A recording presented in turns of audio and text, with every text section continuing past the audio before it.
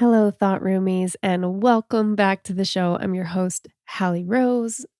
You guys, I'm having an amazing week this week. I am joining you from Sedona, Arizona, and I am nestled in the middle of the Red Rocks, and we're in this beautiful house with views of the mountains, and I'm with a group of friends. And we're really taking time to slow down, to drop into deep conversation, to be with each other, to be off of our phones, to brainstorm, to dream about the ways that we can shift the world. And I am feeling super held, super loved, and super recharged. So, wherever you are, maybe you're somewhere where you don't really feel that you have a great deal of community. And if you're someone that's feeling that way right now, feel this. I'm sending you so much love. I am sending you that feeling of being held in community because I have an abundance of it right now. And I want to send some of it your way. And I want to remind you that you do have a community, and that is here with all of the other thought roomies who are listening right now. And it's my promise to you that over the next little while, you're going to see ways popping up that I'm going to be inviting more community participation. We're going to have ways online that we can meet each other. We're going to have ways in person we can meet each other. So I want you to know all of that is coming, and that if you've ever felt like you couldn't find your people, it's right around the corner. And whenever you find yourself feeling lonely, just think about all the other thought roomies all across the world that listen to this show and who are in a similar place as you. And I hope that brings you a great deal of comfort. This week, I sat down with best-selling author and host of the Ceremony Circle podcast, Alyson Charles, to discuss her new book, Animal Power, which is a compendium featuring 100 animals and their unique healing attributes, along with power practices for those looking to deepen their connection with these spirit guides. Alyson has an amazing story. She went from being a national champion athlete, top-rated radio host, and national daytime television talk host to aligning with her calling as a shaman after a traumatic moment sparked her awakening. Since then, Alyson's been deepening her ability to share ancient sacred wisdom and divine energy, and it's ignited a global phenomenon. Her work has been featured in Forbes, O Magazine, Marie Claire, and so much more. So I'm very excited to share this interview with you today. If you enjoy this episode, I want to encourage you to go check out Alyson's new book, Animal Power, for pre-order. We have the link for that in the show notes. And if you enjoy this episode, please let us know. It's my favorite thing to get messages from you all across the world, and to sometimes see you tag us on Instagram or share little screen grabs, because every time that you share what lights you up, what resonates with you, you have no idea who it might be touching, who it might be affecting. And there's nothing that excites me more and lights me on fire than seeing this work, these messages, permeate our planet so that we can create a better future for ourselves and for future generations. So let us know. Tag me on Instagram at Hallie_Rosebud, and you might have a chance to see your stories reshared. So without further ado, let's step into the thought room with Alyson Charles.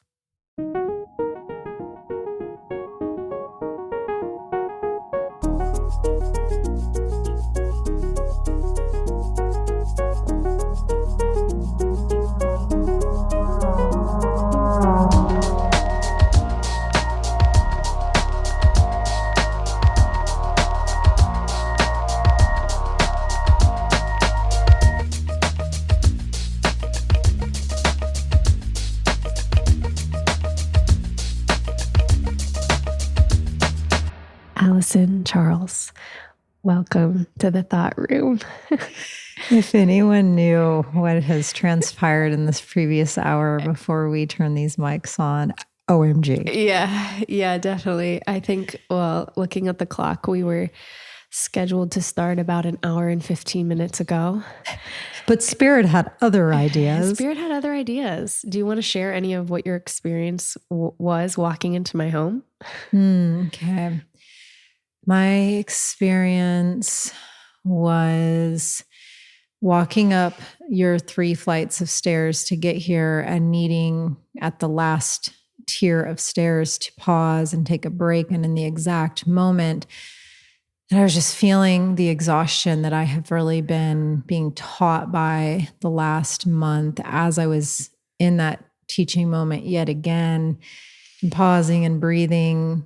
Your partner, Judd, comes around the corner and I look up and he's there and he catches me in this moment of exhaustion. Yeah.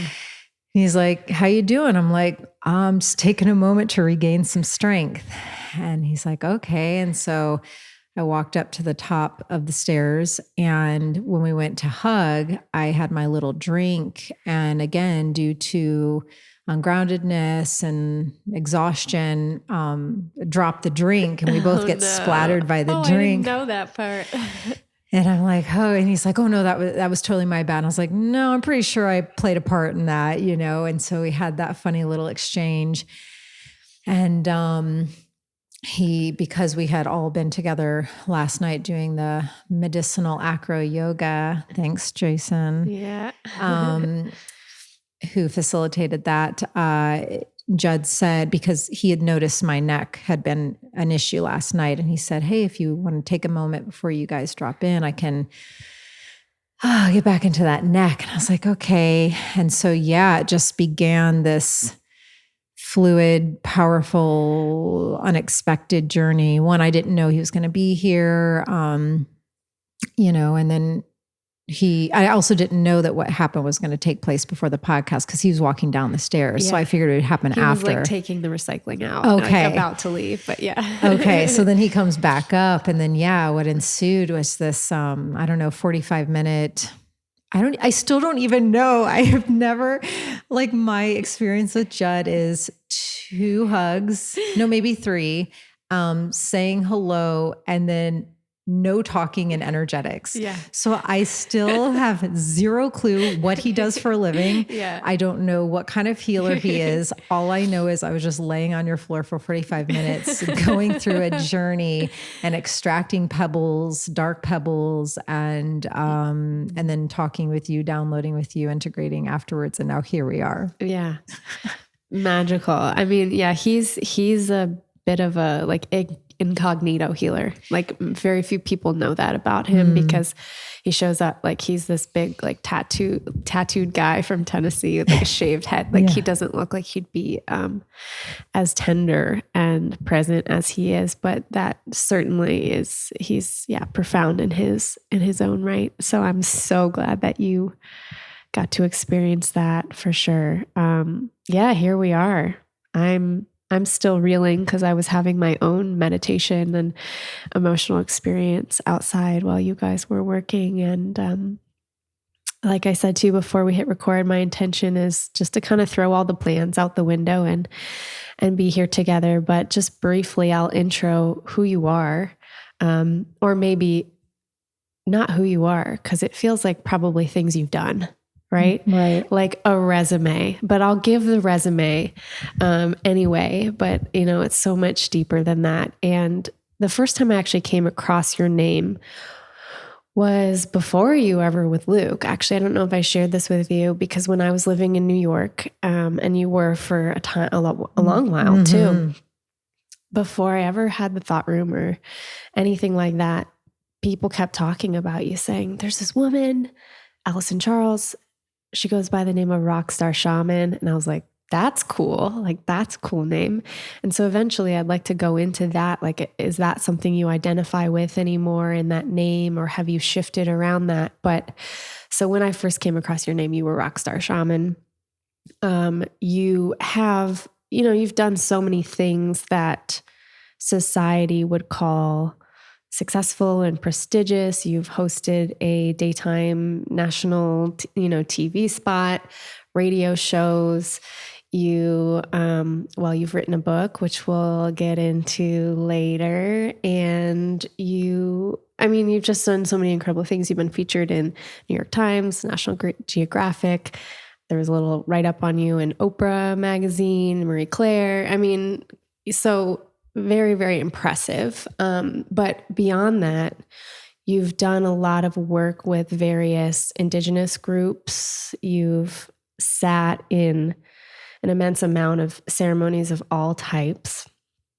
And every day, all the time, for large groups of people. Well, life is a ceremony, right? But so this is where I kind of want to kick off, is just touching on a little bit of your trajectory. I read, I think it was on your website, that you were sort of initiated into this idea of shamanism through a traumatic event. Mm-hmm. But it didn't really say what the traumatic event was. Dun, dun, dun. So I'm going to turn it over to you, and wherever feels natural for you to breathe into and drop into, given the immensity of your story, we could really go anywhere, but I want you to just kind of touch in with your heart and give us a little taste of what your trajectory has been to get you to this moment where you're sitting on my kitchen floor with me recording this podcast. Okay. Tuning in. Mm-hmm. Feel a new way is trying to come in. So just give me a second. Mm.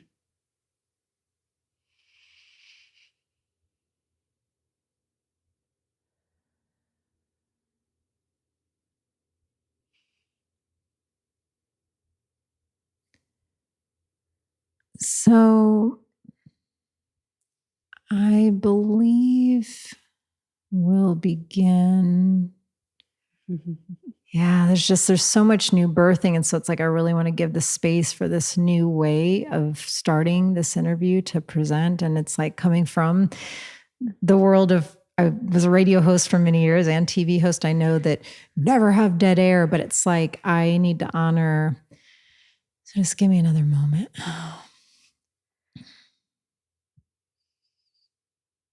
Mm-hmm.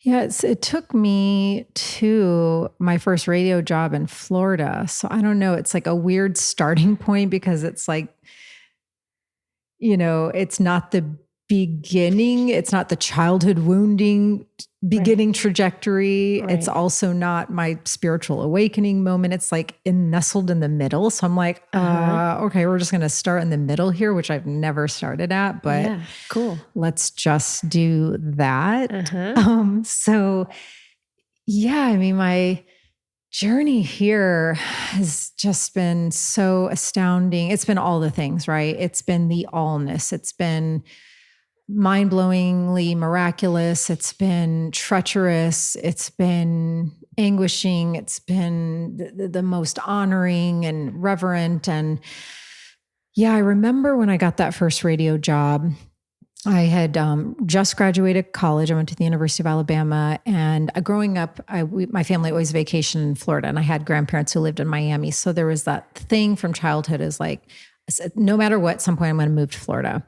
And so after college I did, and didn't have anything lined up, just moved. And I was the head personal trainer at this gym in downtown Orlando. Yeah, I used to be a personal trainer.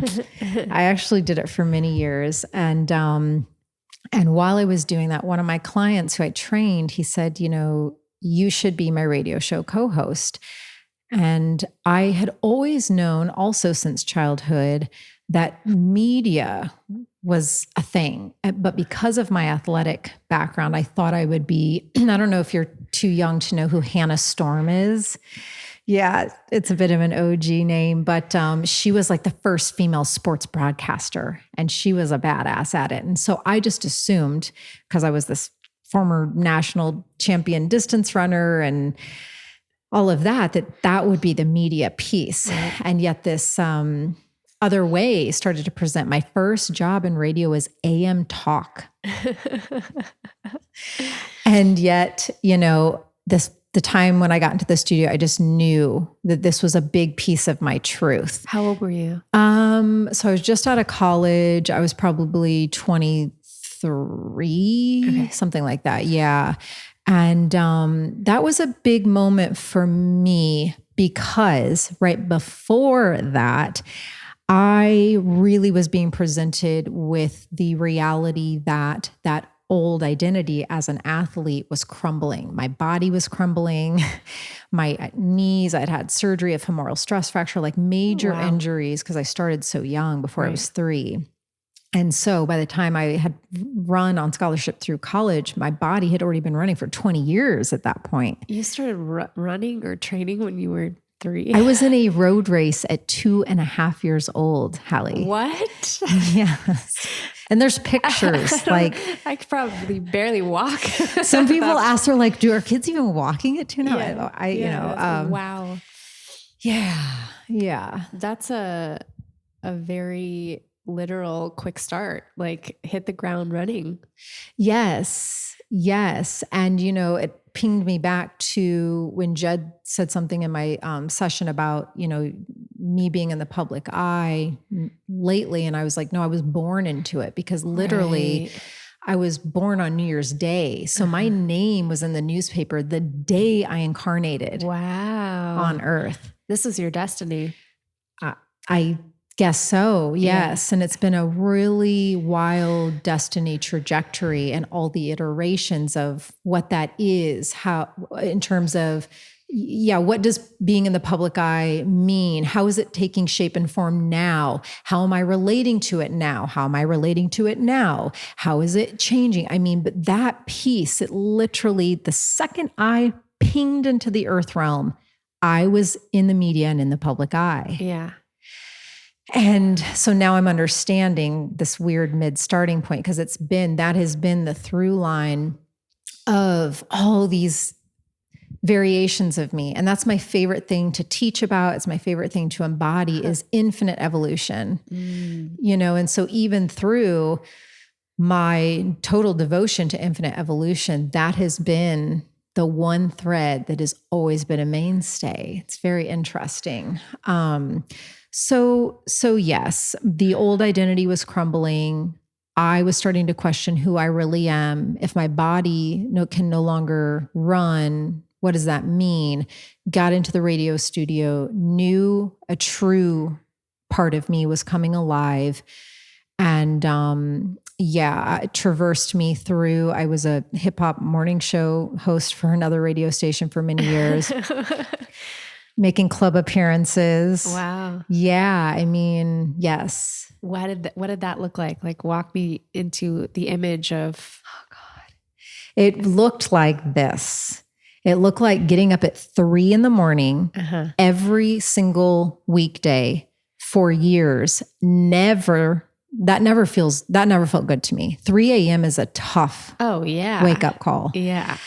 So even though I did it for 3.5, 4 years, there was never a single morning when that alarm went off at 3 a.m. where I was like, I'm ready to go. It was a grind. Right. It was tough. And then getting to the studio, I would write the hip hop and Hollywood news headlines. I would get prepped on all of the Hollywood gossip for the day and get into the radio studio with my co-host. And God, our show was like a 3.5 hour long morning show. It was it was a mixture. We would play songs, but it was a lot of us talking and playing mindless morning show games, doing a lot of celebrity interviews, me reading those headlines. And this is a cool little dance we're doing because now I'm realizing that point was another one of those more mild awakenings. How when my body started to break down, that was a mild awakening. And then in the radio studio, look, don't get me wrong. It was a fun ass job. Right. It was fun. I was in my low 20s and had the energy to do this because I was also a Division I coach at the same time. Wow.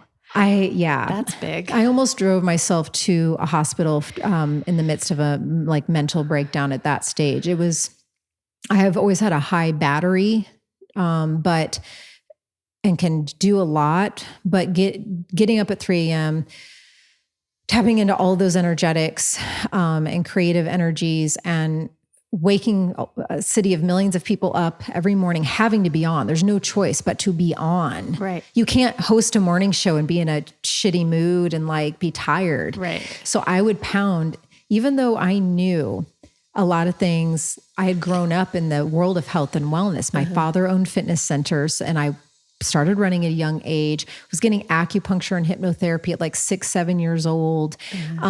So I knew health and wellness like the back of my hand, but I also was chugging like those triple diet rock stars, like the giant cans. Wow. I would chug those in the morning to be that Alert radio enough. host. Wow. Yeah. And it was in that many year journey where I started to realize, wow, you're reaching millions of people, but what are you saying and what are you doing? The fun factor of it started to wane. And I started to realize the social irresponsibility of it all. And it made me start to wake up and think, if you are going to be this media personality, let's maybe deliver something of greater substance. So that's when I wanted to leave radio, get more into television. And I was really calling in a show that I could host that was more wellness based. And this was many, many, many years ago. I mean, I'm 42 at this point. So I was a lot ahead of the time. It's only been recently where like consciousness and wellness subjects in the media have gotten like cool or, so anyways, I moved to New York City and was working in TV production for many years while auditioning. So again, another pretty gnarly grind. I was living in Connecticut with my ex-fiance who was the instrument for my awakening, and commuting on a train into Grand Central train station, taking the subway down to Soho to the TV production company I worked at, and also auditioning in the mix, and then got that national daytime television talk show job that was wellness centric. It was called The Juice. And yes, we had actors and celebs and, famous chefs on to cook in our kitchen portion of our studio. But no matter what, even if we were interviewing an actor in the living room part of the set and they were promoting their show, the questions we would always make sure, producers make sure that there's some wellness factor woven in. Right. So it was pretty cool, to see that come to life, because it's a pretty rare experience to have. Anyone who knows anything about TV, it's a wild world, and you can pitch and develop like 30 shows and none of them will ever see the light of day. And so to even be on a show that actually made it to air and got the budget and funding to create a set and pay all the hosts, and just, it's a big deal to even arrive there. So that was a really beautiful chapter. Yeah. Yeah, for sure.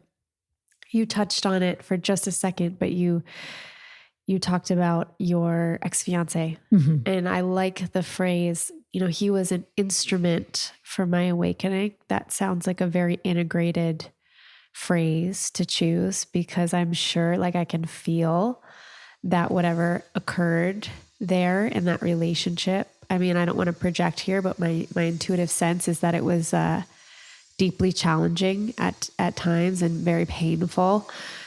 Are you willing to share about that piece and how you now have come to the place of being that was an instrument for my awakening? Yeah. It does feel good to put it that way. And it's like a very embodied thing to say it too. I wish him well to this day. I have no idea where he's at, how he's doing, but genuinely pray for his healing and wholeness. And he was definitely one of my greatest karmic teachers this lifetime, no doubt. And we went on a over 16-year journey together. Wow. Yeah, it was a biggie. We were both athletes at Alabama, and that's where it began. And, I was so far from being awakened to the truth of who I am and this earth walk and all of this. And I was still in so much wounding and pain body when we met. That was the system that we embarked in our relationship from, was codependence and denial. And, so through those 16 and a half years, it was pretty much in a nutshell, increasing anguish, increasing suffering, increasing levels and varying degrees of abuse. increasing awarenesses, but still denials around various addictions. It was just getting harder and harder, uglier and uglier, darker and darker, more and more scary, painful.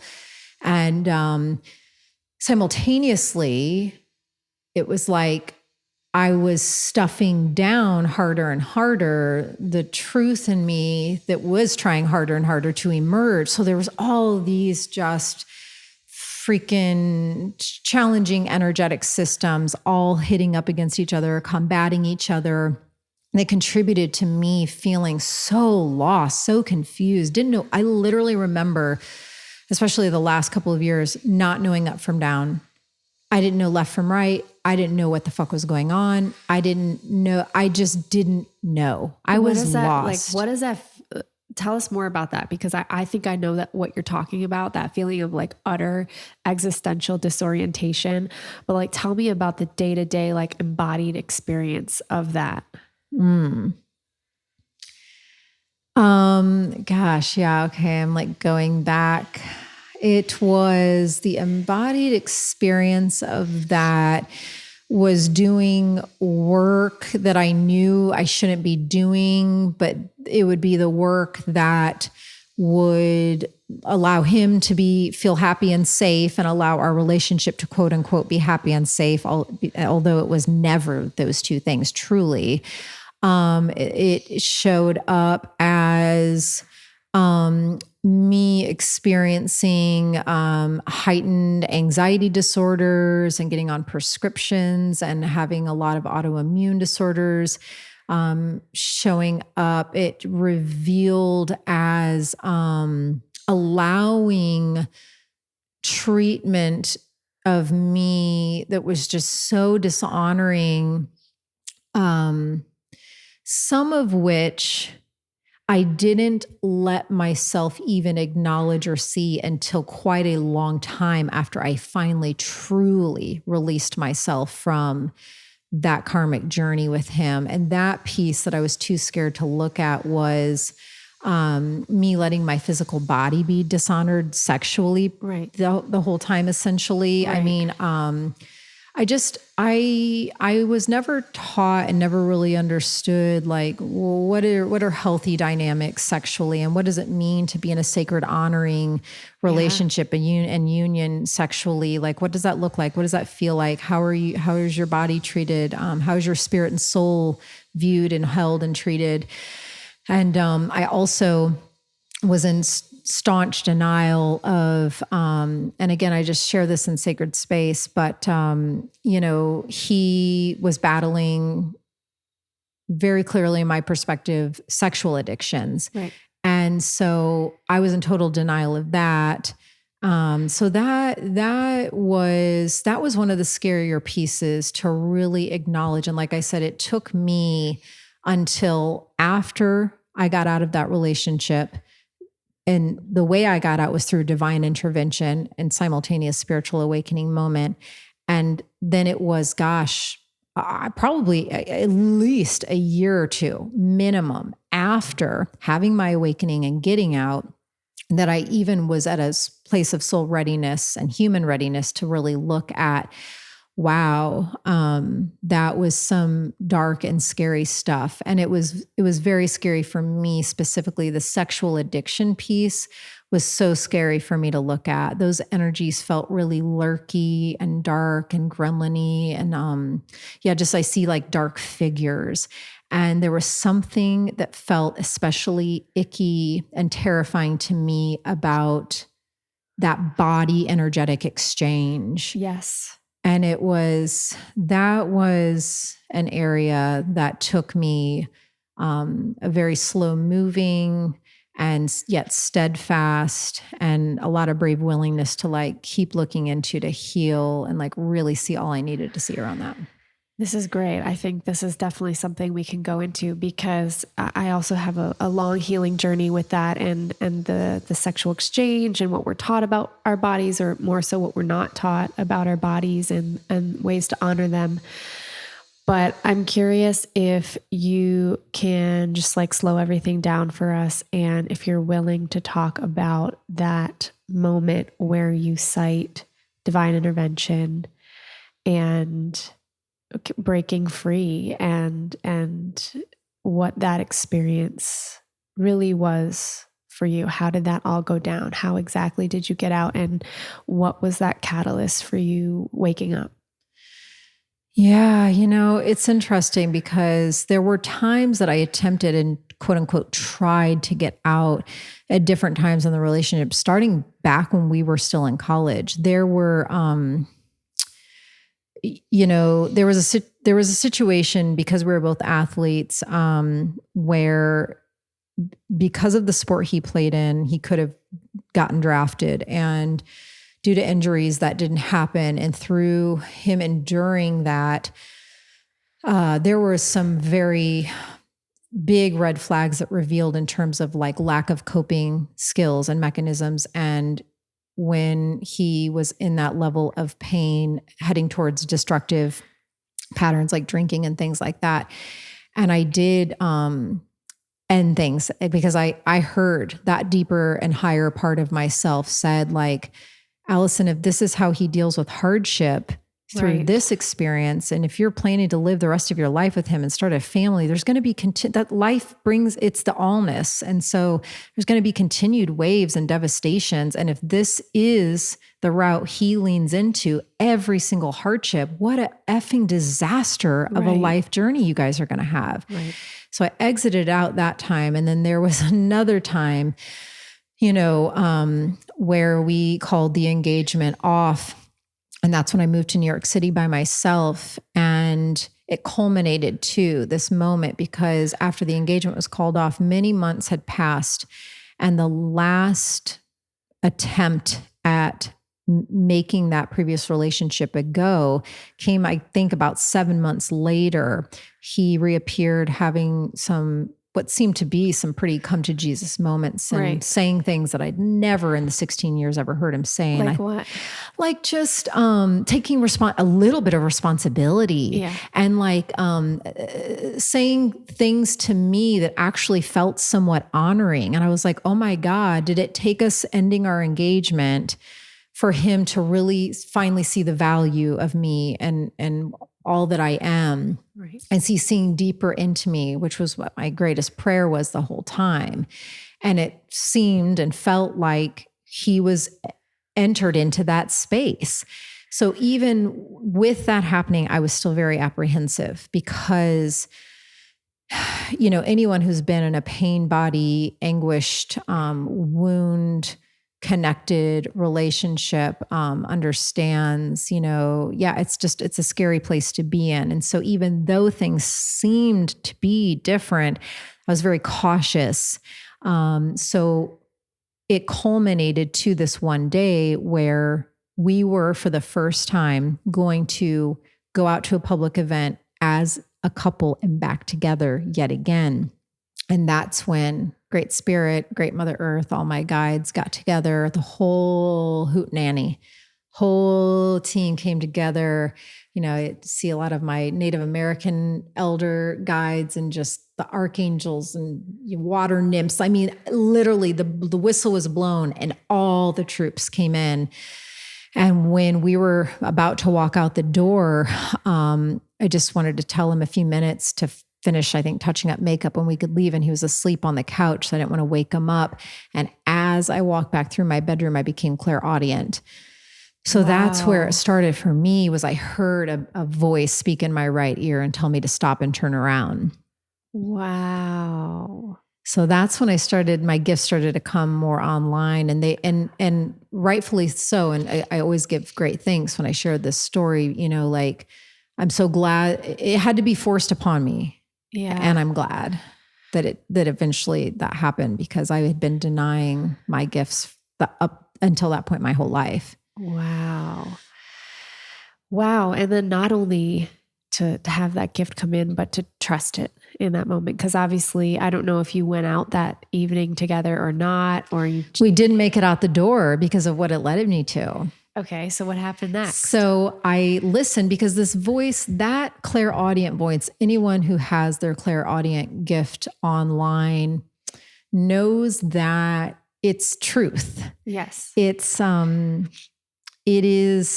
truth speaking to you in an energetic way that's just undeniable. And so there was not even a moment of me questioning that directive to stop and turn around. It was just, I was aligned with the truth being spoken and stopped and turned around. And it pinged me directly to his phone sitting on my book shelf case. Okay. And at this point, looking back, I can recall the energetics in the room completely shifting. All the guides were present at that point, and there was an entire current around me and moving with me over to the phone and really holding me. And then the voice spoke again and said, "Brace yourself." Ooh. And that's when I'm getting shivers. Yeah, that's when I got a lump in my throat and my belly. And I was like, oh shit. Yeah. And this is another fascinating part because I think deep down I kind of always knew and was so terrified at the truth of the betrayal and the addictions going on the whole time. Yes. I was never a snooper because if I was going to snoop, I was going to see what I was most terrified. You were going to see. Yeah.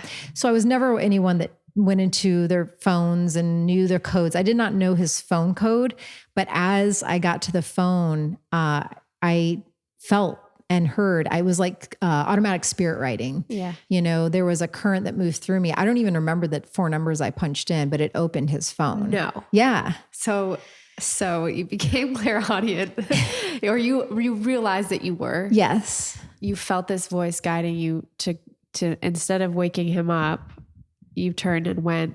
You were guided by this ephemeral current to his phone. And then something guided you with the exact numbers to unlock this phone. Exactly.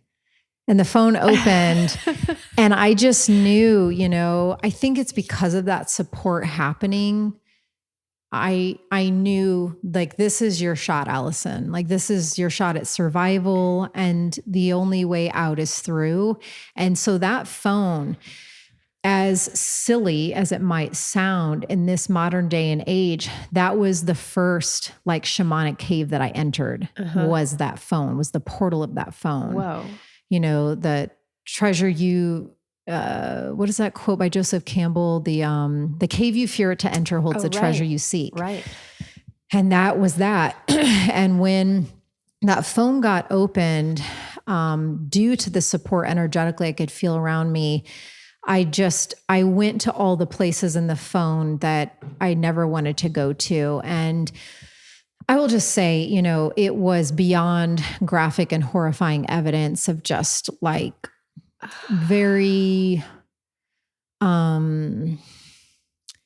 very confronting and alarming and scary graphic evidence of like endless amounts of betrayal and in ways that I couldn't have even conceived of. Oh, really? Yeah. And it's like, you know, I personally wouldn't have a problem giving the specifics, but it's like, as horrible as that relationship was, you know, he's still a living person. Totally. And, you know, but it was surprising the level of the situation. Without dishonoring him, let's just take it in the direction of how you felt in your body, experiencing that the moment you entered that cave of the phone. You saw the things you knew you didn't want to see, but you knew were there on some level. And you felt the feeling of seeing those things. Like, can we go back to that version of Alyson and just be with her experience? Yeah. Okay.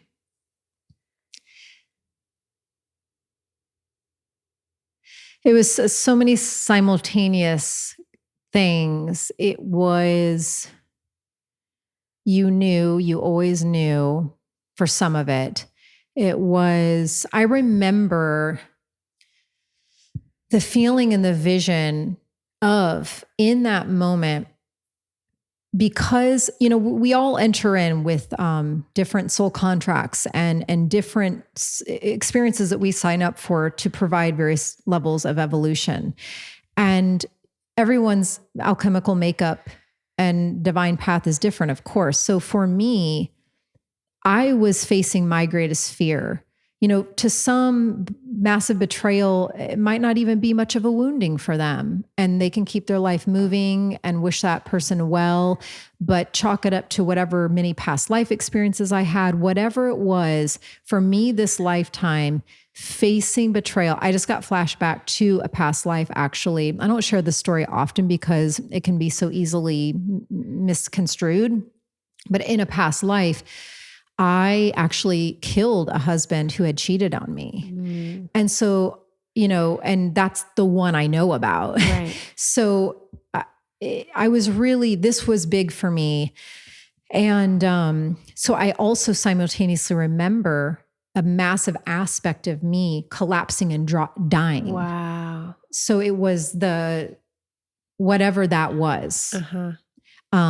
Within me, inside of me, it dropped to the ground and collapsed. Yet this human shape and form remained completely calm. Right. I didn't scream. I didn't yell. I actually didn't say anything to him. The energetics woke him up. Whoa. I was completely silent. Whoa.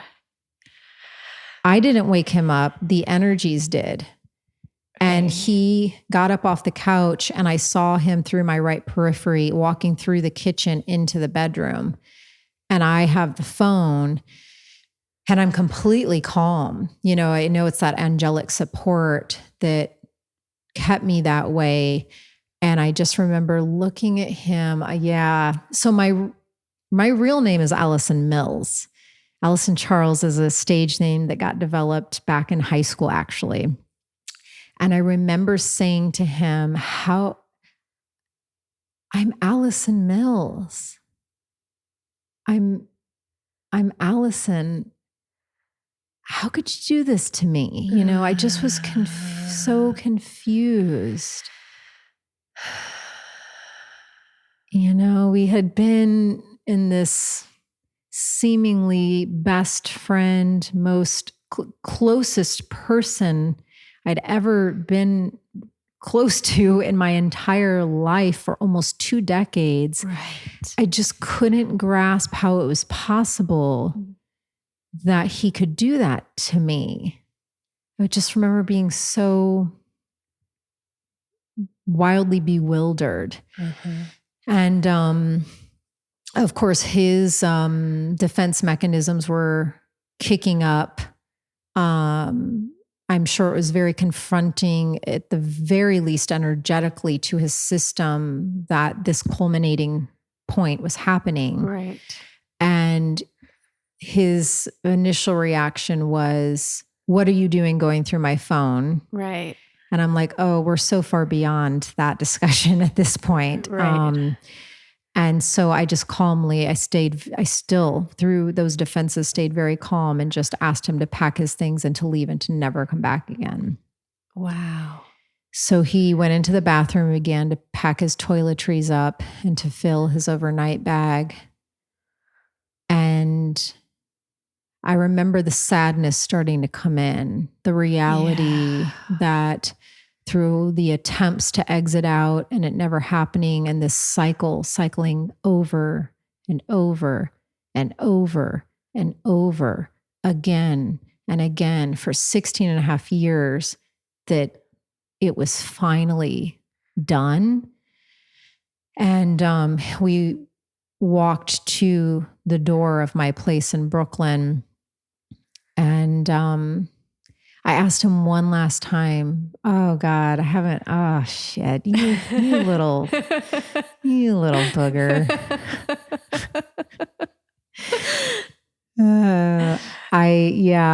This one moment is so sad. I remember he had his bag on his shoulder, and he had put his hand on the doorknob and opened it partly, but then he stopped and turned around, and that, Yeah. Oh God. Yeah. Yeah. Yeah. Because it was that sadness in him too that had finally arrived. And it's like we both knew that this karmic cycle was done. And we had been so entrenched, even though it was in such an unhealthy, toxic, sick way the vast majority of the time. It's when a bond like that is being broken, it's very earth-shattering. And yeah, I just remember the sadness in his face. And I just asked him one last time, why? And I remember what he said. I'm just going back to how he looked when he said it.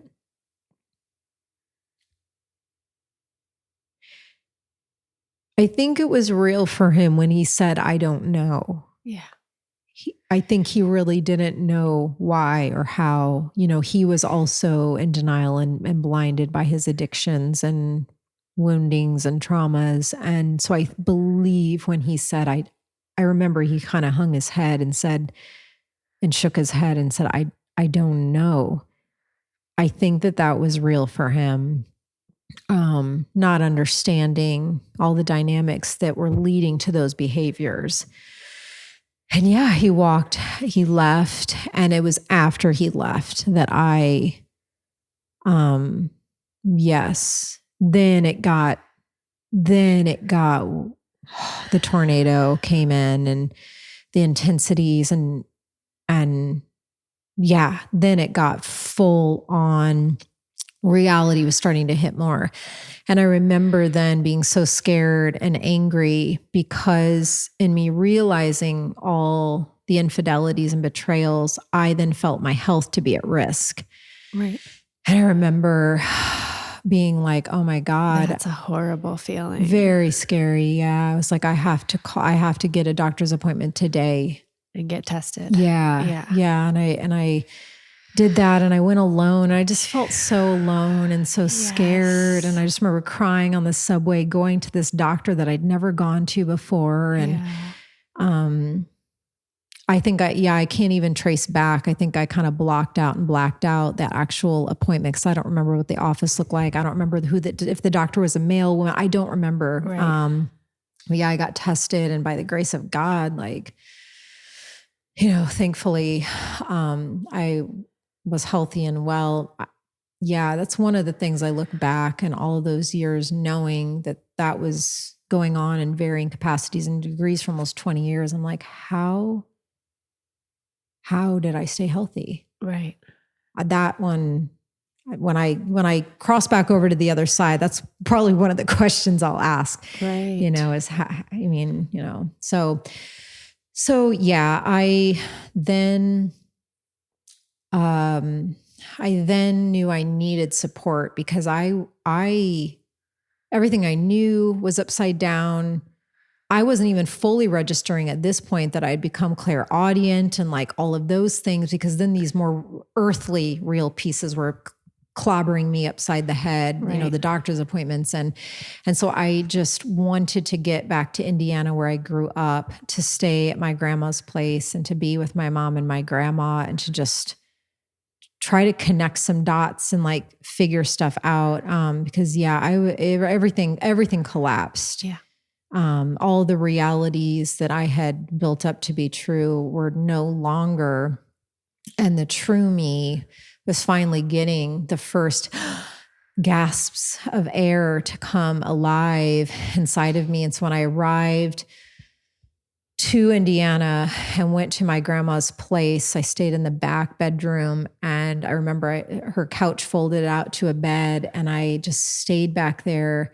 And my clairvoyance started to come online, and I was being shown, the truth. It was like my whole life, and especially my pathway with him, was being shown as a movie. But yet I was seeing it without the veils of illusion and denial. Right. I was seeing all the truth of it. And so that's when I had my surrender moment. And that was another big step for me in acknowledging that I was not who I thought I was. Nothing was what I thought it was. And that I was finally asking for help from the unseen realms. Yes. And that's what changed my life. Wow. Oh my God. Yeah. Thank you. Yeah. Yeah. A lot of my own story is popping up for me as you're sharing yours. And I'm thinking back to a time in my life when I was living in Canada and working as a teacher. And I was in a long-term relationship with this wonderful man. We lived together. We were a great team. And I think that summer was the summer that my stepbrother lost his battle with addictions. And, he was like just 20 or 21 at that time. And I was maybe 23. And it was, although he and I weren't terribly close, it was one of those rapturous moments that like shakes you. And it was like the bubble popped, like the beautiful bubble of like, I'm just living in the matrix, like doing the next thing and checking the next box. And I've got this career and making money and I'm with this man and we have a dog and I'm doing great. Yeah. Everything feels awesome. And then, you lose this person that's so close to you, that's been in a very heavy existential battle. And it puts a deep pause in you. Mm-hmm. And I remember that summer trying to care about life, but just feeling wrong. Like I was wearing shoes that didn't fit, but the shoes were my entire life. And just being in denial of that, like everything's fine. Like I'm just going to snap back into it at some point. But it was this feeling of, like I woke up inside my life, but it felt like somebody else's life. And I didn't want the life that I had, but I kept pretending that I did in hopes that all the weird feelings would just go away. Mm-hmm. So I was kind of a shell of a person for, 3 months or so, preparing for the next school year, pretending everything was going to be fine. We're just going to keep going this way. We're just going to keep going. Everything's fine.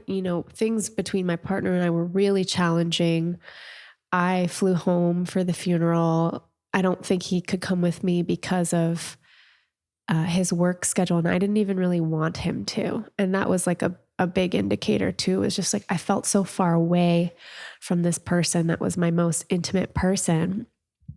And I made a very difficult decision. One of the most difficult decisions of my life emotionally was to leave the job that I was working at. And to this day, I still feel the sting of that because it was, I'd been teaching the same group of children in elementary school for 2 years. This was going to be my third year as their teacher because I was in a Waldorf school and we looped up with them. And so I'd been at teacher training, like physically at teacher training all summer, but not really there. I was like somewhere off being that like shell of myself who had partly departed.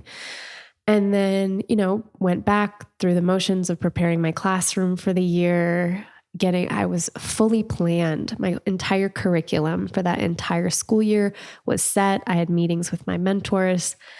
And I think it was like 3 or 4 days before school started. I'm talking like the weekend before parent orientations. I looked at my partner and I was like, I can't do this. He's like, what do you mean you can't do this? I was like, I can't do this. Like everything feels wrong. I don't know if I'm grieving. I don't know what's going on. I don't know what's up from down. It just feels wrong. And I can't be in integrity and stand in front of those kids and be the shining pinnacle of a teacher that they deserve when like I'm not right inside. So he was like, okay, what do you want to do? And I was like, I need to go on like a grief leave. And like, I didn't have the bravery, I think, to quit or resign at that time. I still was hoping that I'd feel better and then I'd go back. And so all I really had the bravery to do at the time was send an email and just say like, I'm in something. I can't. And oh, I remember my fingers shaking before I hit send and, on that email, and just the moment I sent it, feeling relief and sickness, just kind of like waiting for them to get back to me and inevitably say what they said, which was like, what? Like, School starts tomorrow. yeah, like, you can't leave us. This community needs you. And like, please let's talk about this. And I remember at the time just feeling like I knew what I had to do was take that pause. I couldn't have really told you why, but I knew I couldn't go have a meeting with them because I would just buckle because the guilt was already so much. And so about 48 hours after I made that decision, I'm sure you can imagine the emotional letdown of something like that, where I thought I was going to be like teaching that Monday. And here I am in bed, just like, what do I do now? And my partner had a wedding that he was attending, and, I was in no space to be going to a wedding. So I remember I drove him to the wedding, and he went to the wedding. I was at home, like feeling out my feelings. And then got a text from him that was like, okay, me and a bunch of the guys are going to hang out at the lounge afterward. And so I was like, okay, let me know when you're ready to be picked up. I'll pick you up. Cause I knew they were drinking, and didn't hear from him. And then he said something like, they're offering free cabs from the lounge for our wedding party for this group. And I was like, okay. And something in me was just like, I'm going to wait up for him. Like, I'm just feeling really sad and I want to cuddle someone. And like, also something doesn't feel right. And hours were going by, and it was like well after midnight, maybe 1 or 2 at this point. And I'm texting him, and he's like, oh, I'm on my way. And there was this one moment where he's like, I'm in the cab. And I tried to call him, and I can't remember if he picked up or not. But if he did pick up, it was like this. Then he hung up, or he didn't pick up, but he was texting me. And he was like, sorry, can't answer, I think is what he said in the text. Was like, this cab driver doesn't know where he's going.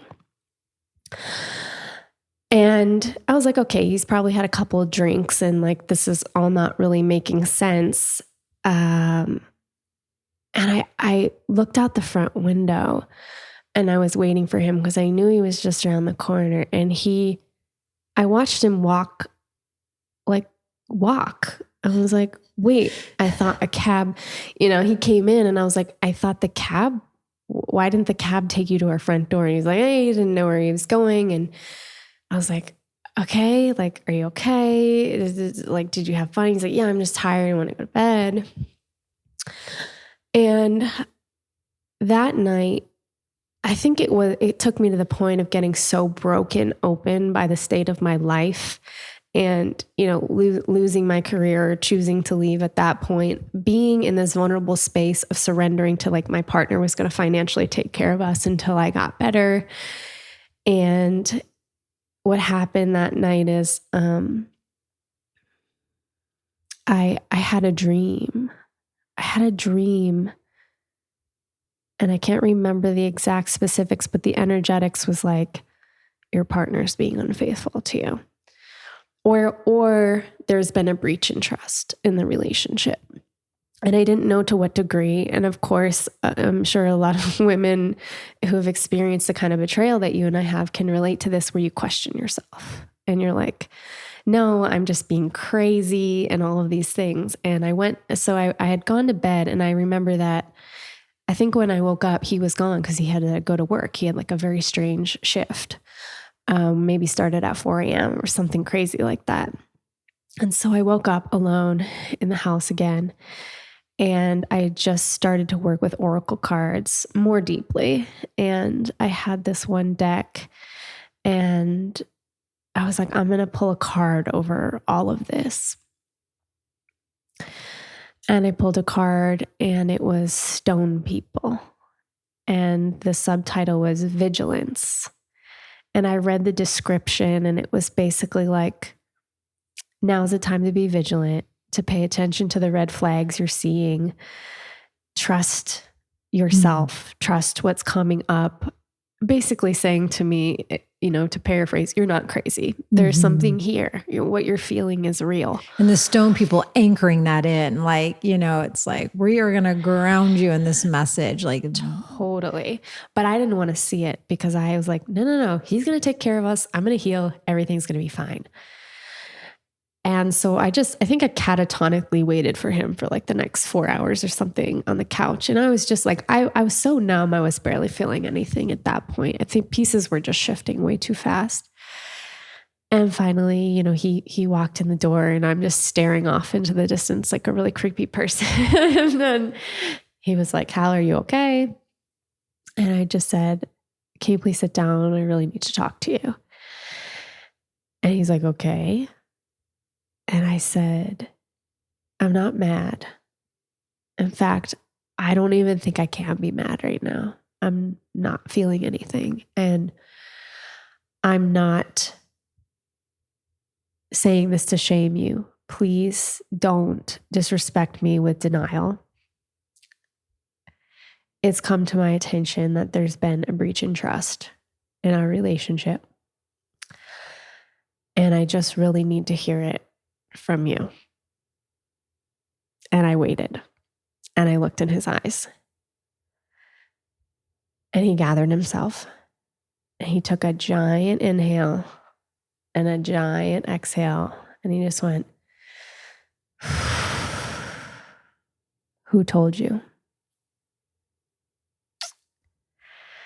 And much like you, my reaction was like, okay, I really just need some space right now. Can you get everything you need for work for the next couple of days and please go stay with a friend? And he was like, can't. And I was like, no, I just have nothing. I am fully at capacity.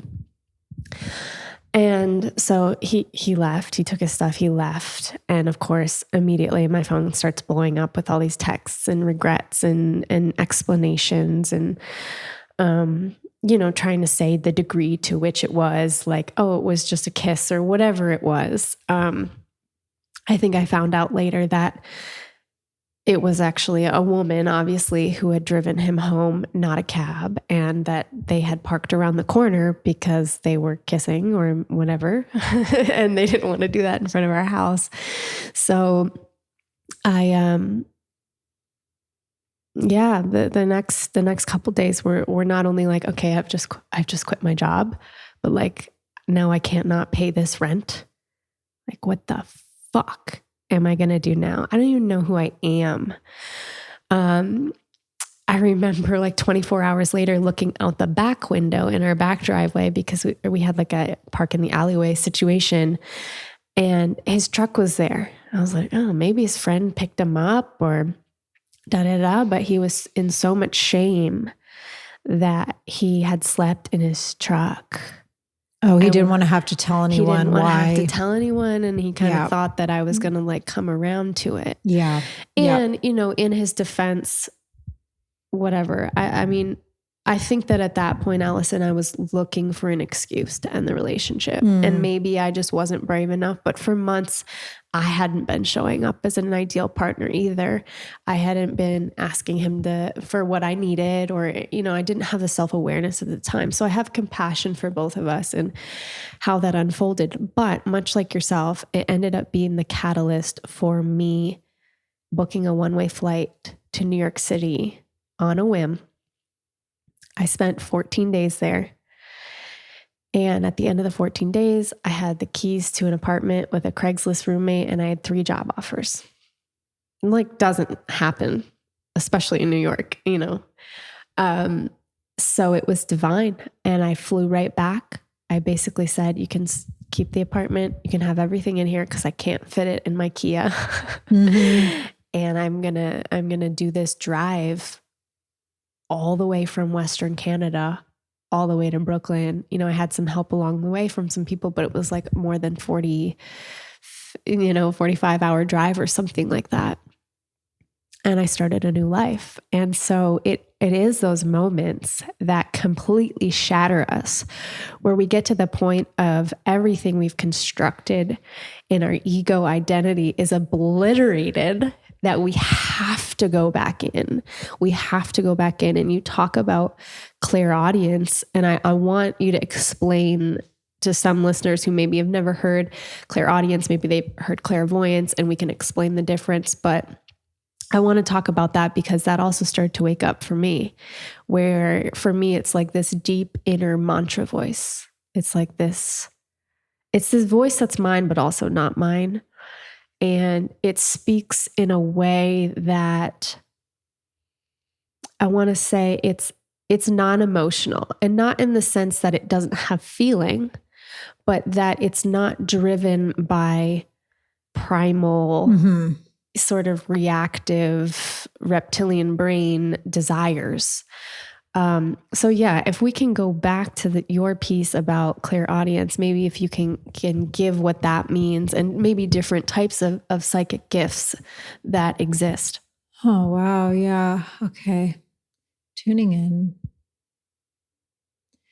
Gosh, there's so many, and like a lot of how my gifts work and who I have evolved to at this point as a shaman and so many other things. Like, I don't even know how to put into words what a lot of my gifts are. And I don't know if there are names for them because it's honestly, and so right now, like I'm a seer. And so oftentimes, like when in interviews like this, and I don't know if by the angle of anyone watching this, if you can tell, but oftentimes I'm looking elsewhere, and it's not, I'm fully here and I'm listening, but I see.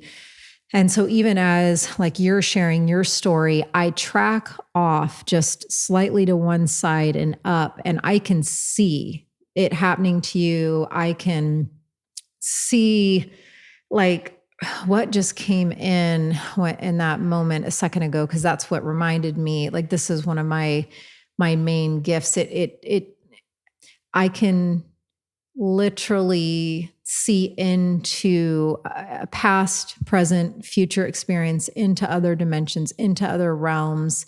So my seer gift is one of the definite strongest ones that I can access at any time. And when messages from the unseen realms want to present to me, even at a time where I'm not attempting to access in, I will be shown.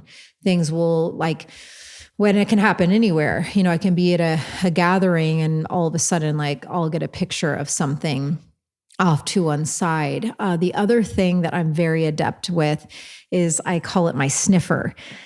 I am highly skilled, and I say this just because it's truth. Like, I am very good at discerning people, and I am never invasive with my gifts. Like, after I meet someone, it's not like I go home and like tune in and tap into their soul. I never do that without someone's permission. But if I'm given permission, I can tell a person exactly, I can really anything. Mm-hmm. I can access into their truth and their inner world and their soul, and point out what their most debilitating insecurities are right now, or tune into a true aspect of them that is maybe their biggest divine gift that's still not unlocked, or you name it. I can access soul and tap in. And so, my sniffer when it comes to people and who I feel comfortable being around, and who I just, I wish everyone well. And I know we're all learning. It's not a judgment thing. It's just a knowing thing of, I choose to not be around that person because I don't have the bandwidth to intermingle with what they are currently embodying. Uh-huh. Completely. So it's not like I'm saying they're a bad person. It's just like, that's definitely not for me. Uh-huh. And yeah, I mean, those are just two examples, but the clairaudience, yeah, I mean, I hear it in both ears, I think, but it's predominantly in my right. And yeah, it's a voice from source. And so, like you said, when the messages come in, it's not like they don't carry an emotional charge. It's just but it's also not a flatline monotonous voice either. Right. It's just the voice of pure source truth. Yes. And that's it. Yeah. Yeah. So clairaudience being more this ability to hear, Mm-hmm. and clairvoyance being, correct me if I'm wrong, but more of that visioning. Mm-hmm. Is that kind of correct? Yes. Yeah. So, is it your belief that all of us have psychic gifts? And if so, why are some of us in touch with those more? And is it possible to do things to nurture the waking up of our psychic gifts? Yes. To all, I think that you just asked. Yes, I do believe we all, we're all these wildly magnificent, multi-dimensional, multi-talented, multifaceted beings that hold within us. We are encoded with so many different abilities and ancient wisdoms. And there's, that's truly why I never get bored with life, because, just the inward exploration alone is just, you can go infinite places. It's really astounding. So I do believe we absolutely all have various styles and types of spiritual abilities and psychic gifts. But again, with that infinite word, even when it comes to abilities and gifts, they are infinite in nature in terms of how they can work and the way that they can communicate with you and the way that you are to be of service with them, because there's a lot of responsibility that goes with it too. And especially with my seer and soul reading ability, it has been challenging at times. And I really give myself a lot of credit for the way in which I walk the path and utilize these gifts, because I feel I'm very, very dialed in and tapped into knowing when and when not to speak on what you're picking up on. Totally. Because it can be very, very, very damaging to someone just because you hear a whispering of what might be soon coming for that person with XYZ experience, or you see a certain thing, does not mean that they are equipped at all to hear about that. Totally. And it may not be the right time. So you have to learn how to carry things that aren't your own and how to expel them, so that you're not holding them on behalf of them. So you're not playing into any sort of rescuer or martyr. I mean, there are a trillion glimmering pieces in just this one little category.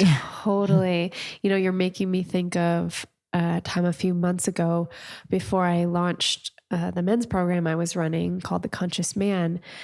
I had an Instagram follower, unsolicited, send me a message warning me. Right. And she said something like,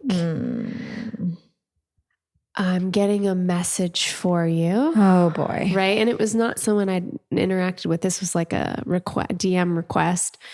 So I can tell you, and I know you know this, I'm just reiterating to listeners, and I'm sure a lot of your listeners already know this, but right now already, this is a hard pass. This is a no. This is a never do this. Right. Because it's completely non-consensual. And in my opinion, it is really in the realm of, I don't want to call it like dark energy or black magic or anything like that. I wouldn't want to go that far, but it is injecting yourself into somebody else's karmic path.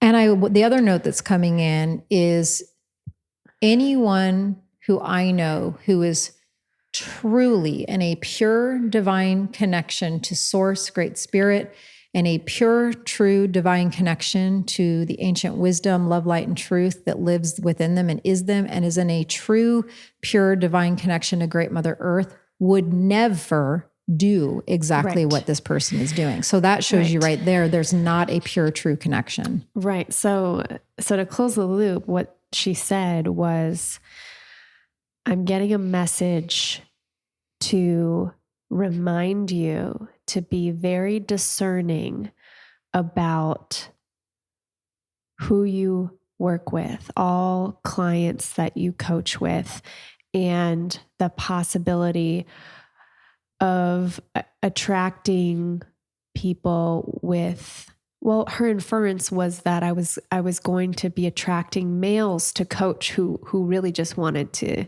be with me, and that people were going to pay me because they wanted to be around me. And and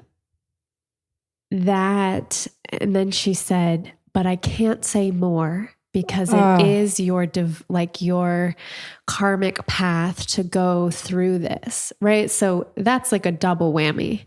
It's like, I'm giving you this message that you never asked for, and I'm going to freak you out a little bit by leaving out all the details. And so this is abusive. It like, even with all the kind of shamanic work I had done, it stuck for a couple of days. It was like this energy of, I felt rage come up. I was like, who does this person think she is to just come into my space, my inbox? This is my space. I didn't ask. It's one thing to say, hey, I got a message for you. Are you willing to hear it? And at that point I'd be like, no, because I'm very discerning about who I seek counsel with. But there was no consent. And then that added piece of,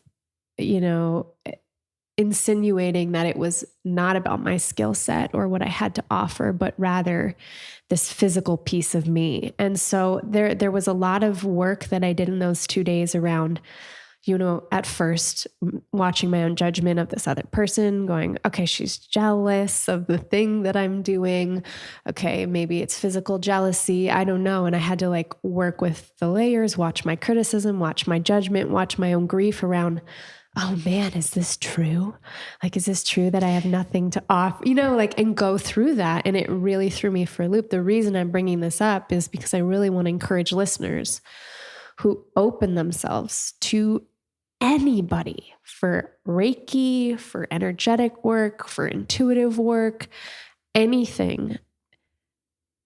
Be careful about giving your power away, and be discerning. Trust your gut. If it's don't just go to a healer or a person because all your friends say they're amazing, and don't go to a psychic because they have a 3-month wait list unless you are feeling deeply called. Don't go sit with ayahuasca just because everybody else is doing it. Wait and listen to your own inner voice, that deeper clairaudience that is available to us all above anything else. Mm-hmm. Yeah, I share the exact same sentiments, like a broken record, over and over again as well, because it is that important. And because there are so many people having initial and further spiritual awakenings within themselves, and because it can be a discombobulating experience, sometimes an innate reaction can be to seek outside of ourselves for the answer, for some sort of semblance of support. And so, yes, not only do I echo everything you just said, but I add on the button of, that's the precise moment and opportunity to go deeper within yourself and to really unlock and begin to nourish and cultivate the trust within your own being, and the trust within your own highest, most grounded self, and the trust within that ancient wisdom that lives within you. Because truly,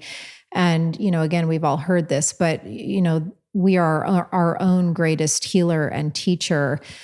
And even when, I rarely ever do any sort of, I laugh when I say this because So what I was about to say is in all my years of shamanism, I rarely work one-on-one with people, but as a woman who went through we went through a program together, and we got to know each other, and she was a student in my online school and things. And she messaged me last week and said, every time I hear you say in interviews that you never work one-on-one with people, I laugh because you've been working with me one-on-one for years, in the other realms. And so it's actually 100% true. So I give her credit for making me remember that point. But I don't sit with people in the physical space and do one-on-one work the way a lot of other shamans and healers do. But when I do, and then even in those much grander capacities, because I typically work with huge mass audiences, I am always surrendered to the process and surrendered to whatever medicine messages and transmissions that need to work through me to serve the highest, greatest good. And in that, there's always the rooted foundation of returning the person back home to themselves. Right. And if there's ever a healer that is like using sales tactics or even energetic tactics so that you become dependent upon them and feel like that you can't find your way throughout life without their clearing or holding space for you, like that is a dance that you need to be wildly consciously aware of. Yeah. Thank you. Thank you for that piece. What came through for me just now is wanting to loop back and close that piece around the idea of, it was like rock star shaman. And then also like where we left your story was, you leaving this toxic codependent relationship, you were doing the radio, the TV, and then like, where did this shamanism piece come in for you? Mm-hmm. Yes. Through the invitation that I finally gave myself and Great Spirit, Great Mother Earth to align and commune with me as one. And when you asked about the psychic gifts, and one of the other questions was, if someone wants to open them up, is there something that they can do? Yeah. And this is my most recommended way. It's through a surrender statement. And I used to have an online course. I was instructed by Divine a couple months ago to cease it unexpectedly. So I honored that. But within that course, I guided 9 different shamanic journeys. And one of them, I offer a surrender statement that's very clean and precise. And what you can do is, for me, my work and where the name rock star shaman comes from is my work directly down into earth, rock, and directly up into sky, star, source. And that is who, and of course, the divine wisdom, love, light, and truth that is me and lives within me. It's those 3 connection points. It's that vertical line that runs. And that is what I surrender into. So if you are really clear that you want to open your spiritual abilities and gifts, really take your time. And I recommend sitting in an altar space, and an altar can be a candle. Let's not make it, it doesn't have to be this whole, ornate, complex thing, Right. But it's a sacred space that's reserved specifically for your connection with yourself and divine. And take your time, and get really clear in what that statement is. And maybe you do even want to write it out and speak something like, the divine wisdom that is me, my dearest, greatest Mother Earth, my most honoring ally and Great Spirit.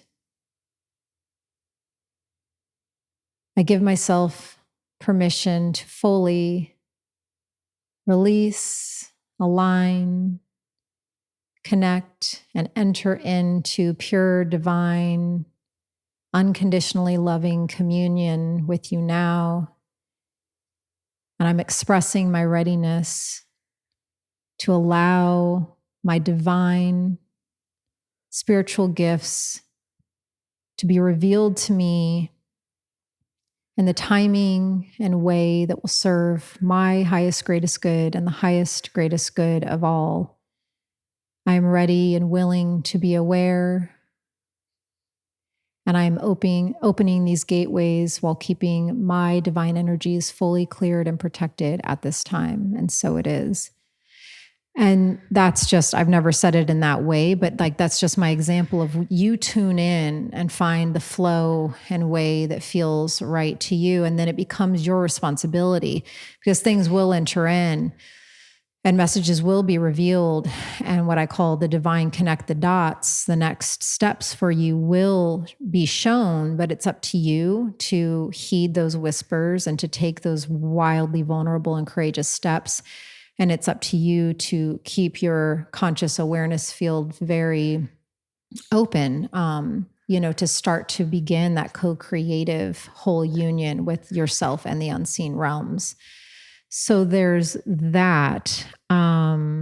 I know I went back on that tangent back to how people can invite the psychic gifts in, but how can I get us back to the shamanism piece and how kind it of came like up? how that came into your life? Yeah. So it started with that surrender statement of show me the way. And that is where I honor and give myself a lot of credit to my total devotion to doing exactly what I just said. That I was shown the very first shaman. I don't even remember how I was shown to work with her. And I'm actually going to have her on my podcast, Ceremony Circle, next week. And I'm so excited because she was the very first shaman I was ever told to work with. What's her name? Sarah Bamford Siedelman. And she is an MD turned shaman who lives in Minnesota. Sweet. Really incredible woman.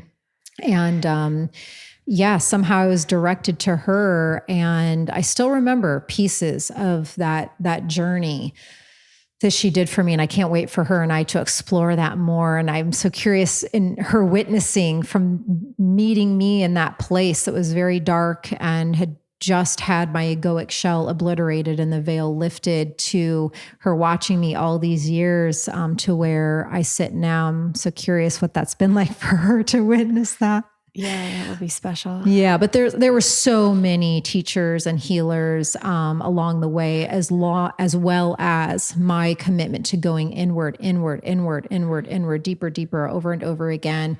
And you're guided. You will be guided.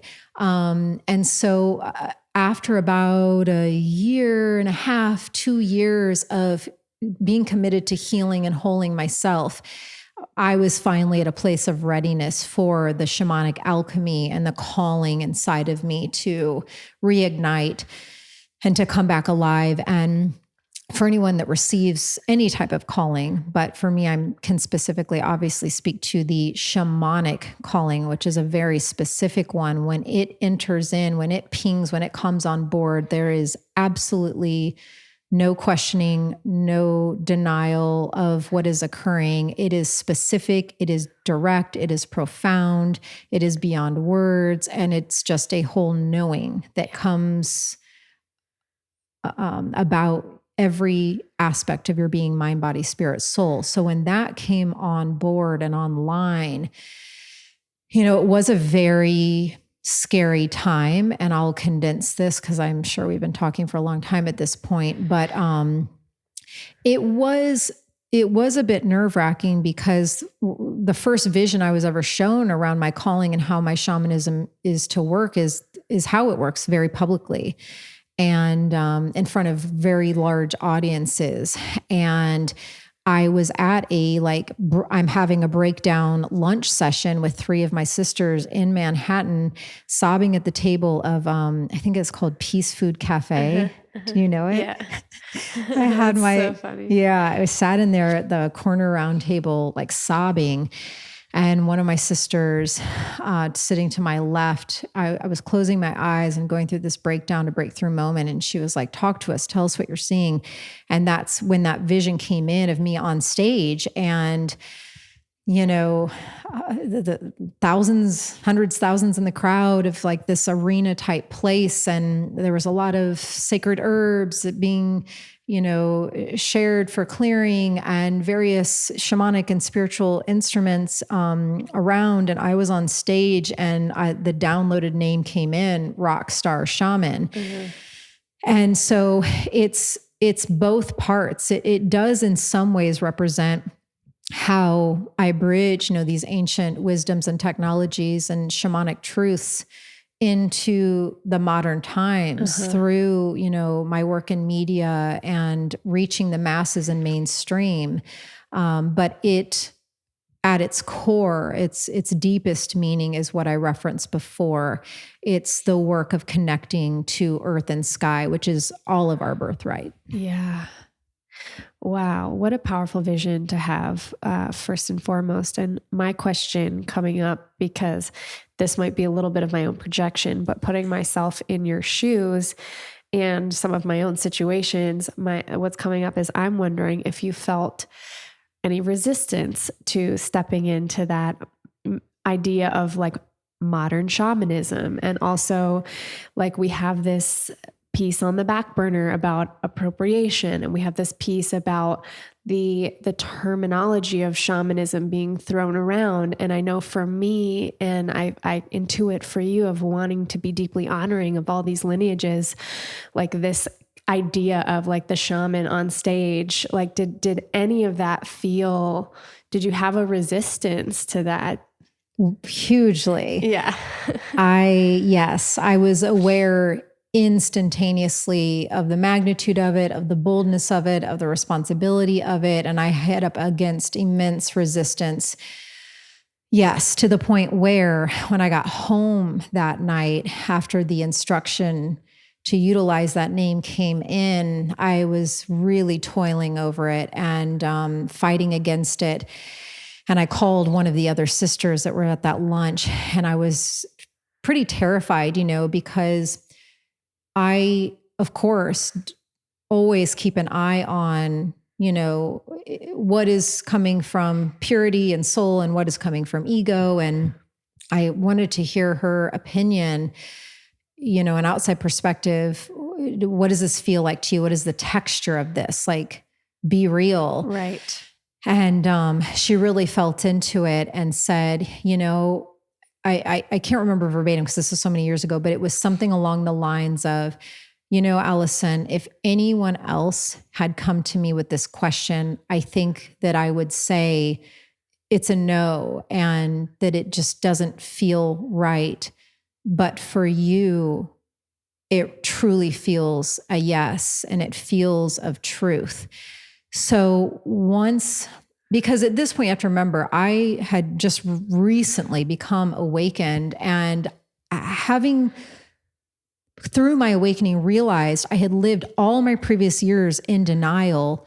You then become wildly aware of keeping yourself in check at all times. Oh, yeah. Around these pieces. So that's why I wanted to tune in with her, because it's like, look, if I'm in denial or call in me on ego, my shit, like, before I embarrass myself. Truly. Right. Yeah. And, she said, what you could do is you could change your handle over. My very first Instagram handle was Channel Magical. And she's like, you could change it over, and if it feels off and wrong, you can always change it back. And I was like, okay, you're right. And then I did, the most important step was I chose to go on a shamanic journey that evening and call forward Jesus, Ascended Master Jesus, who is my main love and light guide this lifetime. And in that journey, the specific intention was around this name. Right. And let me know. And he was emphatic that his answer to me was, this is why you are here. Right.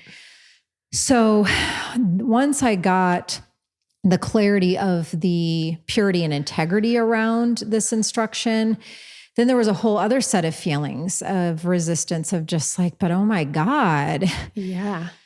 And so I remember I changed the handle over, and I was like, oh God, this is big. It's big. It's a very charged, big, bold name. Yeah. And I knew that a lot was going to come of it. And I stayed with it, and it has been a very medicinal ride the entire way through, having been assigned such a unique shamanic name. It has been continuous medicine, and I have I have danced with it in so many different iterations. I did change at one point many years ago from Rockstar Shaman, my handle, over to I am Alyson Charles to give myself some breath and some space from it, because I did get to a place where I did want it to quote unquote go away. Yeah. And I didn't want to have an association with it. But as much as I at times have resisted it, its persistence in its divine directive to me remains. And so it does still live. When you go to my Instagram, it's still on there, and it's still somewhere on my website. I did at one point change it to an AKA. I mean, you name it. Yeah. I danced with it and tried to alchemize it out, but it's a part of my mission. So I continue to honor that. Thank you for sharing. Thank you for sharing. I think that piece will be really helpful for a lot of people listening who know a thing about themselves, however that's come through. They know a thing, and they know exactly the thing that I'm talking about right now as I'm saying this, and they're being like, oh yeah, I know I need to step into that thing. I want to step into that thing, but it feels so big. It feels so menacing. It feels so huge. I feel the burden around it. I feel the responsibility around it. I have doubts around it. And I think that your story is very encouraging. I think it's very affirming. And I want to encourage anyone listening to just reflect deeply and let your story integrate for them, and acknowledge that when it's right, it doesn't mean there's no fear. Doesn't mean there's like, oh, I'll do it when the fear goes away, because that's when it will be right. No, that's not always the case. Sometimes maybe, but quite often, as has been the theme of this conversation together, it's those rock bottom moments. It's those hard left turns. It's those empty pits that we're just sitting in, that open up the space for us to be brave and courageous and really step into our calling. Yeah. And it's remembering that it's medicine. And that's been one of the biggest things for me is, I'm fully surrendered to this path. I'm fully surrendered to my calling. I'm fully surrendered to the directives I'm given. And with that, and being a medicine woman and a medicine person, the medicine is going to work in infinite ways. And so it has been a piece I've had to put a lot of work in throughout the years, that knowing, medicine doesn't always taste good. And so as a medicine woman walking in this intriguing earth time, knowing that there will be some who feel, taste, sense, see my medicine, and like you think, cool, wow, badass, interesting, I'd like to learn more. And then there will be those that hack it out, spit it out, wildly flail against it, kick against it, and do not like the taste of it at all. And in both of those ends of the full spectrum of possible experiences of the medicine dose is you can stay right there and that initial reaction that you had from it, or you can invite the medicine in more and allow the medicine to continue to teach and deliver and bless and alchemize in the specific way that it's designed for you. Right. And knowing that, how that medicine might alchemize for someone, and it may never happen this lifetime that they come around to quote unquote liking me, liking who I am, liking how I do my divine mission. Yeah. You have to get to a place the best you can over and over again of accepting that. Yeah. And what keeps me in peace, and what keeps me sane, and what keeps me strong and holding this line forward over and over and over again is I know I am right with myself and I know I am right with God, Goddess, period. Yeah. Hard stop. Yes. Beautiful. I love what you just said about medicine. And what came to me is like in this conversation about the reactions of people.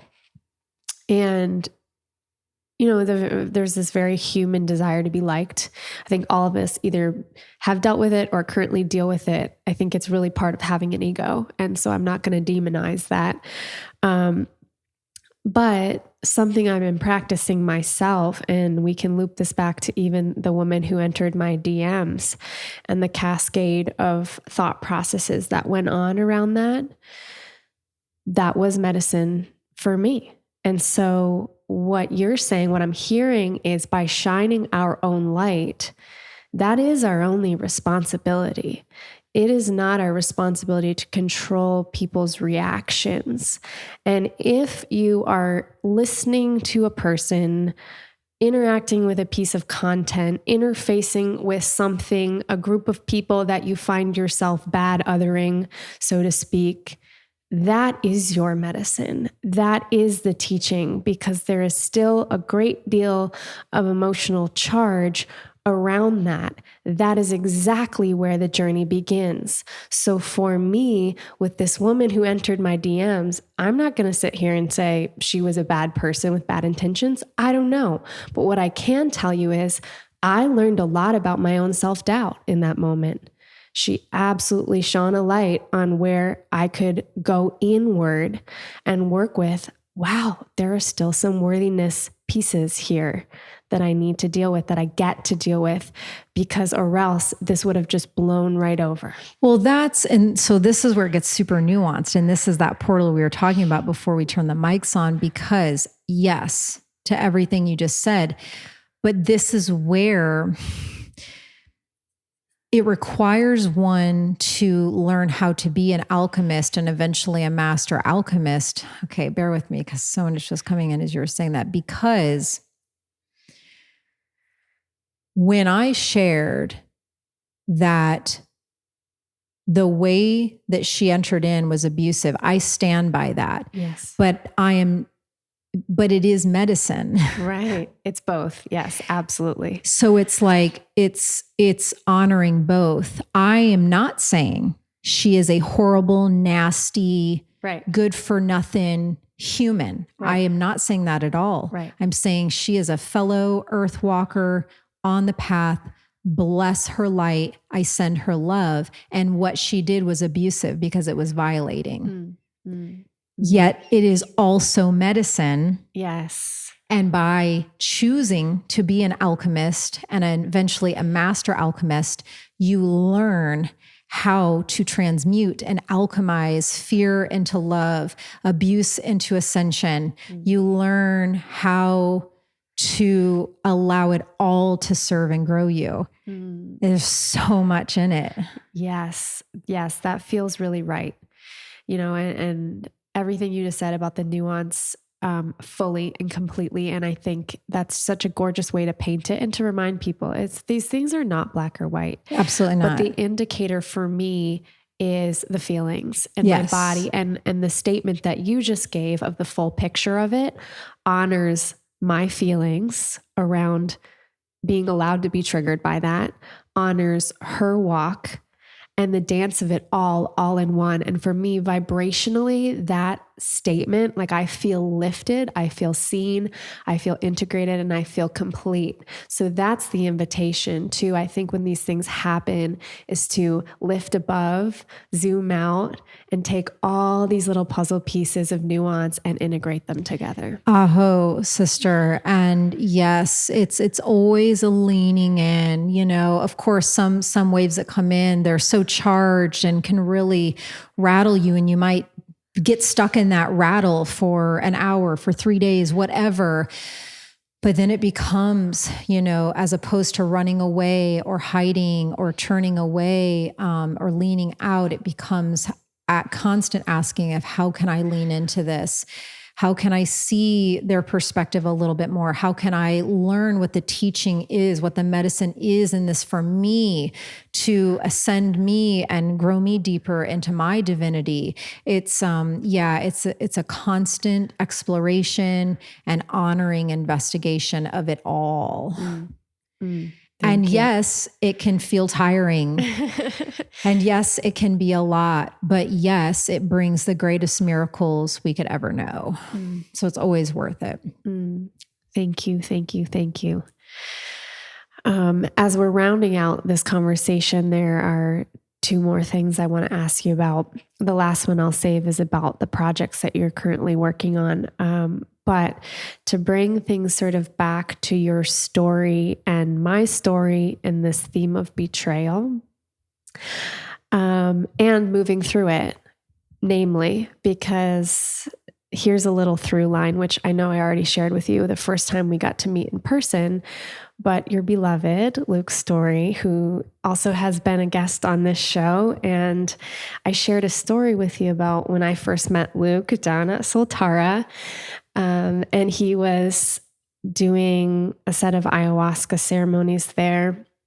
He shared with me on our episode about his wild and wonderful and emotional journey with addictions and his healing path. And then off air, he and I got to talk a little bit about life and trust and relationships and things that we were both, I was partnered at the time with somebody else and was sharing things about that. And he was sharing with me about his journey and sort of almost reaching this point in his life where he had surrendered to, okay, this might be it. It might be me alone. But I could feel underneath that when we were talking that there was this deep desire for partnership. And I believe the two of you had just kind of begun corresponding during that time. And I can't remember exactly how it came up, but I think I asked him a question like, well, is there anybody right now? And I saw his face light up. He's like, yeah, well, there's this one woman and, I think we're going to fly to like meet or, meet up soon. And we did a lot of just like talking in between meals and in between ceremonies that week, kind of unpacking things. And then I saw a few months later that the two of you were fully dating, fully out, fully public, and just the way that this man was singing your praises. And it just felt like truly a match made in heaven. And then now to hear that you guys are engaged and that you've moved here to Austin and this is all unfolded in the last year, I wanted to ask you, how do we heal these deep betrayal pieces, right? Like I'm sure that those came up for you in trusting somebody deeply again. Like if there's someone listening who's working with trying to open to a new relationship or heal past betrayals like you and I had, how do we begin the process or how do we remain aware when we get activated if we're in the middle of trusting or opening to someone? What has been that journey for you, healing this betrayal piece and welcoming your beloved Luke into your life? What comes up for me when you ask that is simultaneous laughter and barfing. Perfect. My favorite pastimes. Yeah. I mean, because I was just reflecting back. I mean, for me, and this is for me, what it took was a lot. And it took, for me, years of celibacy. Wow. And yes, many of my friends were astounded. I'm astounded. They're like, I didn't know it was possible. 5 years? 5 years? I'm thinking like, okay, I've done like a year, 2 years, but like 5. Nearly 5 Wow. years. And, but it honestly wasn't, there were times where it was challenging. Yes, there were moments, but overall, and Luke reflects the same sentiments. He was about 18 months, almost 2 years celibate.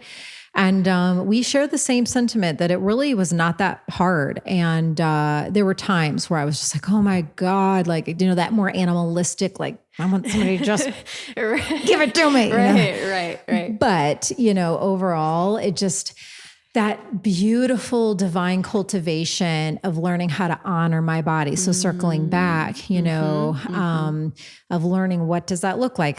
How does that move? How does that function? Like, what I had to learn and teach myself, and I had to be taught by divine. What does it mean to have my mind, body, spirit, and soul honored in a partnership? And especially with that physical piece. And so for me, it took being consciously single for a long time. And then it took being celibate for a very long time. And within those passageways was a lot. I mean, it was continuous healing in many capacities. And some of it pertains specifically to like getting clairaudient instruction to lay down on my floor in my place in Brooklyn and like open my legs in a certain way and like do this spontaneous, like, womb healing that I didn't even know I knew how to do. And like, I mean, that's just one tiny example, but I mean, it was nook by nook, finding hidden stuff down crevice of a nodule to heal energetically after nodule, after piece, after nook, after nodule, after thread, after layer, after thinking that layer is complete, another layer. And yet it's all okay and it's all beautiful, because that to me is what life is. Life is ceremony. Life is the medicine. Life is the constant exploration and evolution. So I'm never looking to like arrive somewhere or to get that thing, that box check marked off. It's all this wild, wonderful dance. So anyways, those were the two main staple pieces of it. And, I was also chuckling. I made sure I haven't put this deer necklace on in a long time, but deer medicine, and it also ties into my animal power book. Deer has been, ever since my awakening moment, the first guides from the unseen realms that presented after my intervention were 4 power animals. My core power animal, the Black Panther, the bear, the frog, and the deer. And those 4 allies kept me alive. Then the deer specifically is heart medicine. And she is gentle yet powerful and teaches to keep your heart open and to not close it down. And so she has been with me all of these years, working in and out of my existence, working energetically, working more physically and profoundly. She wove me into working with sacred medicine, peyote. Kayumari, the sacred blue deer, is the animal medicine for peyote. And it was through a peyote ceremony that Luke and I became a couple. Okay. So deer, deer, I highly recommend for anyone who is really, truly wanting to lean into healing your heart. And deep down inside, you do not want to close it off and you want to keep it open. Call in deer to be your ally and guide. Thank you for that piece. So just finishing that thought of you, I'm like hanging on that cliffhanger of, casually, Luke and I, this peyote ceremony, that's how we got together. Can you just give us a little piece about how that came together? Yeah. And this is a tough one to give a little piece because it's so many dimensions to how this came to be, but I will do my best. So just bear with me on how to most efficiently condense this. So Luke and I had been friends for many years, and we were both doing our inner work. And when we met, we were both celibate. So it was not, quote unquote, the time. And so fast forward, and I had been called, I had been many years consciously aware that I'm a shaman and on this shamanic path without ever working with a single plant medicine. In fact, I began to like the identity of being a shaman who had never done any, and didn't know if any would ever call to me. And I am a steadfast teacher and never entering into a plant medicine ceremony or experience unless you're truly called. And I just didn't know if that would ever be the case. Well, unexpectedly, I was, and pretty much every single medicine ceremony, it's not a gentle invitation. I'm like shoved into the altar of the ceremony. Fully get it. Yeah. It's always unexpectedly for me. Me too. Yeah. Like I landed at JFK. I don't even remember where I was coming from, got back to my place in Brooklyn. A couple who's no longer a couple, 2 of my closest friends still, called me. I'm not much a phone person, didn't pick it up, late, just got back from JFK. Then I get a text. I'm like, well, God, this is weird. And they're just like, well, you really, so I FaceTime them. They're like, we feel we feel like you're supposed to be with us. Do you want to come to this ceremony? And I'm like, everything in me, and this goes against my Capricorn organized nature, everything in me said yes. Yeah. And I was like, when is it? And they're like, now. You have to pack your bag and get in an Uber and come pick us up. And we're going over to Jersey now. And I'm like, wait, what? Yeah. And so I threw my clothes in a bag. Anyways, it ended up being this incredible peyote experience. So much more to that, but we'll glaze over it for now. And it was very life-changing. And I knew that the resonance, the ancient resonance that I feel for sacred grandfather medicine, which is peyote and grand fire, and just the way the teachers that I have sat with many times in this particular type of ceremony, the honoring way in which they lead and hold space and facilitate, just the entire experience was totally life-changing. And so now, fast forward, I had been called additional times to continue to work with that medicine and honored those calls. Fast forward to Luke telling me, after I said I was going to move to LA, he then unexpectedly told me he had been interested in me. And I was totally caught off guard. And I was a bit speechless. And I was nervous, but agreed to enter into this new exploration. I was nervous about losing him as a friend, but I said yes.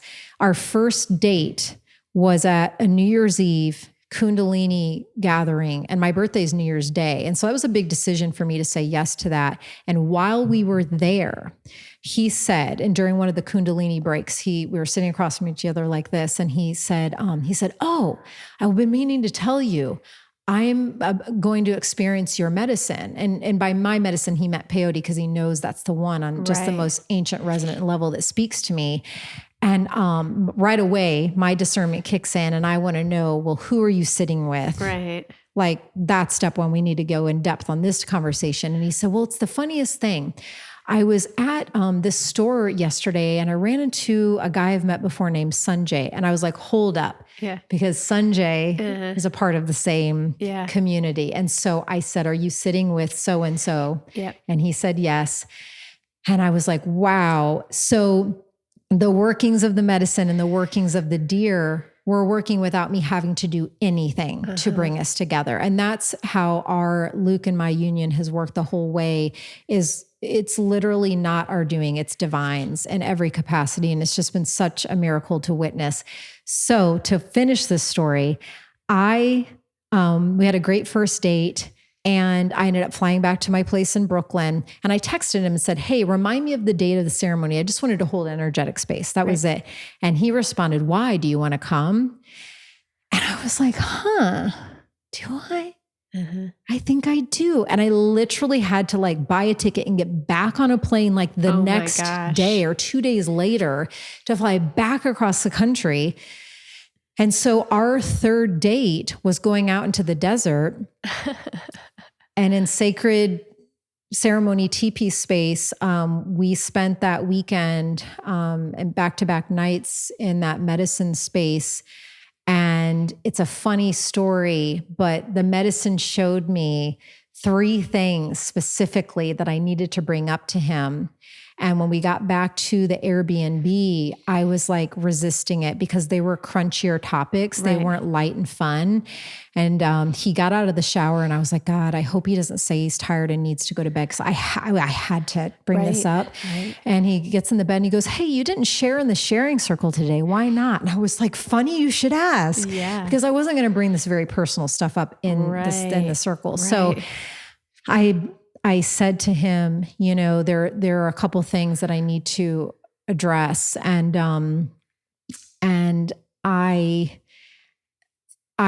essentially, one of the things, I basically said to him that I didn't feel that he was fully seeing me, and I wasn't sure that he would ever be able to if he wasn't yet.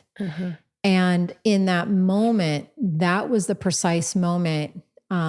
Because for me, that's the biggest deal. I have to be seen fully on a soul level. Yeah. And I don't waste any time. Like that age, this was just a year and a half ago or whatever. So I'm already in an age where it's like, I have no time to fuck around, right. So I'm bringing it up, and this is the biggest piece for me. And it was in his reaction to this that alchemized and changed everything, because he literally, physically and energetically leaned in. He leaned across my waist area and put his hand on my heart. And well, this is where I was about to generalize and say most men would have gotten defensive, maybe even angry, whatever, and pushed against the subject matter. But he leaned into it and was being tender to my own heart and acknowledging wow, this must be a really brave moment for you, and what a vulnerable moment for you to bring this up. Yeah. And I had never known a man who could come anywhere near that zone of being. Yeah. I'd only known the complete opposite. Right. So that was the moment for us. And he said, that he later, and I share this because he has shared this publicly, but he, in that moment, he was like, oh my God, it felt almost like an ultimatum to him in that moment. Right. Understandable. And, which was not my necessarily intention, but I understand how that could feel. And he said, well, I think that we should give this a go, and let's do this, or let's be together. And then I got nervous. Yeah. And then I was like, well, wait, well, maybe we should sleep on this, one night, and let's see how we feel in the morning. Right. And it was this funny little dance. And then the next morning I was sitting out on the couch, and he came over, and I was like, so, how are you feeling about what we talked about last night? And it was just so beautiful. He knelt on his knees and kneeled before me, and just intuitively just leaned our third eyes together and just had this profound spiritual moment of deciding, spiritual human being and spiritual human being, leaning in fully to one another's fullness and trueness and saying yes. And we both determined that we were both feeling the same, to say yes to this. And so we became a couple out in the desert, essentially through the medicine instructions of peyote. Wow. Powerful. I mean, such a testament to the both of you. And we only have so much time to cover all this, but I can feel underneath your words the immensity of the journeys that both of you have been through, and the constant initiations that life has thrown both of your ways. It takes one to know one, and I see that, and I feel that so immensely. So yeah, again, I just thank you. This story leaves me smiling, and it's a beautiful cherry on top to what I know has been a painful, rocky journey. And I'm so delighted that, at any age we can find love, and we can bust the walls down that we've built around our hearts from being incessantly pelleted with various traumas. And I commend you both for your bravery in literally, physically, and spiritually, emotionally leaning into one another to claim the sacred gift of this union. Thank you. Yeah, it took both of us, like you said, doing that work. And he, for us, what worked for us is he became a sovereign whole being, and I became a sovereign whole being, he on his own, me on my own. And it was at that precise moment that Source brought us together, sovereign being and sovereign being. But for us to each arrive to those individual sovereign places took a lot of work. So, but I'm very grateful. It's funny. The biggest message I get whenever I post about us on Instagram or whatever, it's like, you give me hope, or you're posting today gives me the strength to keep the faith, because he was almost 50 and I was had just turned 41 on our first date, I guess. And so, yeah, we were on, I guess, the older end of things when we finally aligned in true sacred partnerships. So if it's something that you want, just stay with the work, stay devoted to finding your sovereignty, and it can happen. But it's a lot. It's a lot. It's always a lot. So in closing this, I want to give you space to talk about your book, Animal Power. That's coming out later this year, I believe in October. And also your recently launched podcast. And if there's any other offerings that are tugging at your heartstrings right now to be shared with this audience, I'd love to hear what you're up to and how we can support what you're working on. Thanks, Hallie. It's mainly those two things. Yeah. The book, Animal Power, it's my first book. And all I can say is it is the biggest labor of divine love I've ever birthed into this world. It was a mini lifetime, this lifetime, journey to getting to this place. And, the animals came to me. I had started writing another book, and the animals came to me and requested that I shelve that idea and work with them to continue to be a voice for them in writing this new compendium, which features 100 animals and teaches about each of their unique healing attributes and medicinal powers, and shares messages that each animal has for you, along with the power practice if you feel compelled to deepen your relationship and rapport and continue voyaging forth with that animal. And it shares, 25 personal stories from other leading shamanic and spiritual teachers from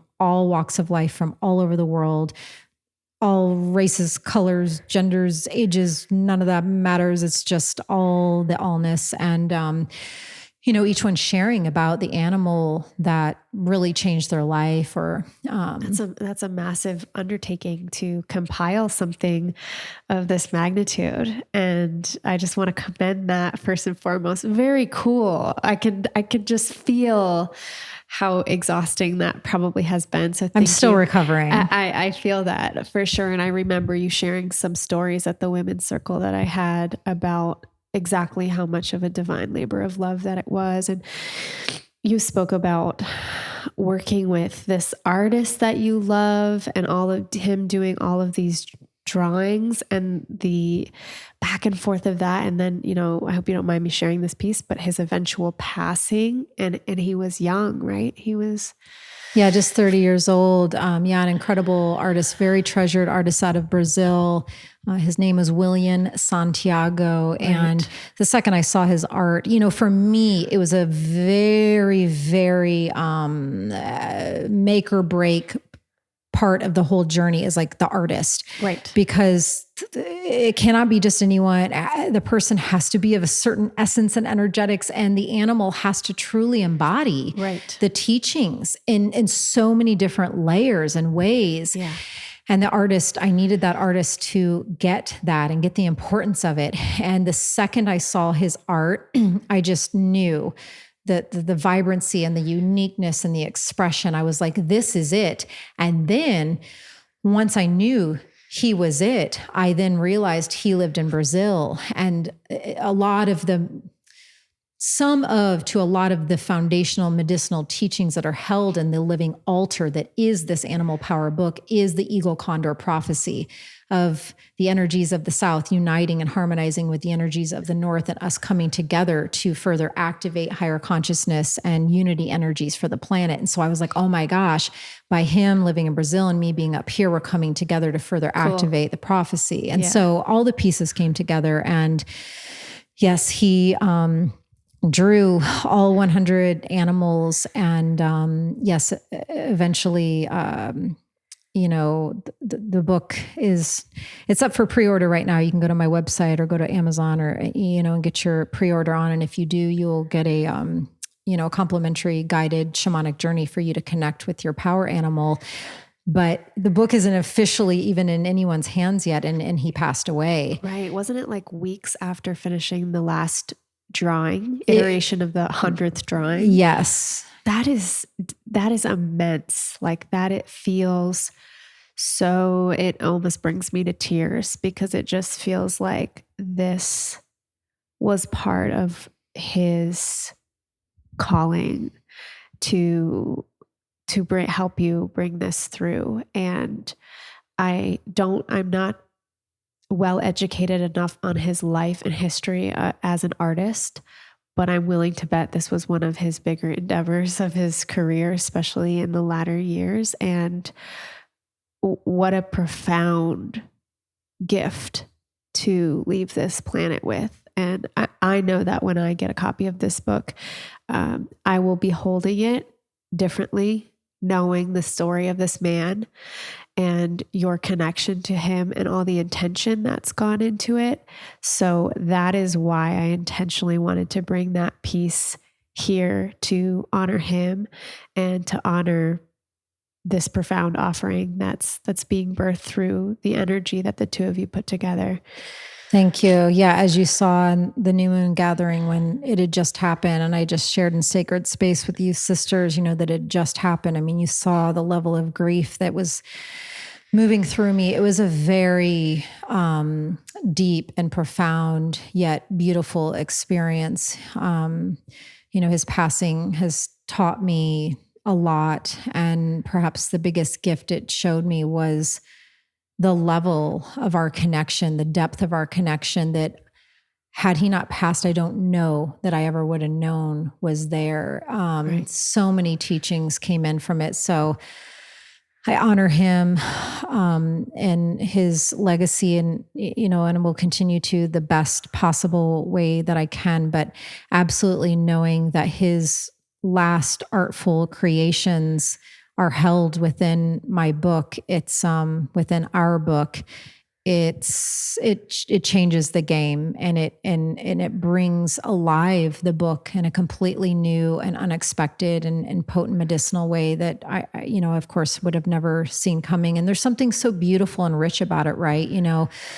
And learning about grieving and death and dying. It's such a beautiful portal.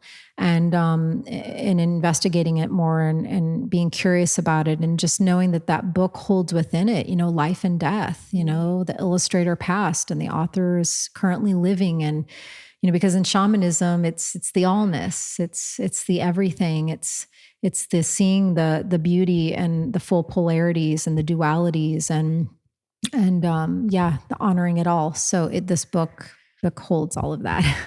Thank you so much. And again, I'm really excited for this because it feels to me like almost like a modern version of Animal Speak, Ted Andrews, but like, with I have that book. with your own like modern sort of flair and of course your own essence infused into it. But I love this idea of animals as symbols, just like dream symbology too. Like I believe that these things, these images, these archetypes pop up for us. Like I will see animals. We all see animals if we're paying attention. But I don't believe they're just happenstance crossings. Whenever I can be aware and awake enough, like to take note of what animals are crossing my path, and also what feelings are elicited by that animal. What are the subconscious beliefs I hold around that animal? What are the indigenous peoples saying about that animal, like crow being sacred law, and, all of these things. And it's such a fun, fun maybe isn't the right word, but it's such a gorgeous supplement to bring into one's spiritual practices and daily rituals. Well, yeah, you hit the nail on the head. And I think even in the Amazon description, I think the word, fun and reverent are in there. It's both. Yeah. It's completely reverent, but it's a fun exploration. There are incredible allies, and I'm so excited for this book to finally be out in the world. It's so beautiful and so rich and so powerful, and, honors ancient wisdoms, but it's still very modern. And oh God, I feel like there's one other thing that's trying to come in on it. And then I know we probably need to close, but I'm just tuning into the book. I feel like it's trying to speak to me. One second. Yeah. Take your time.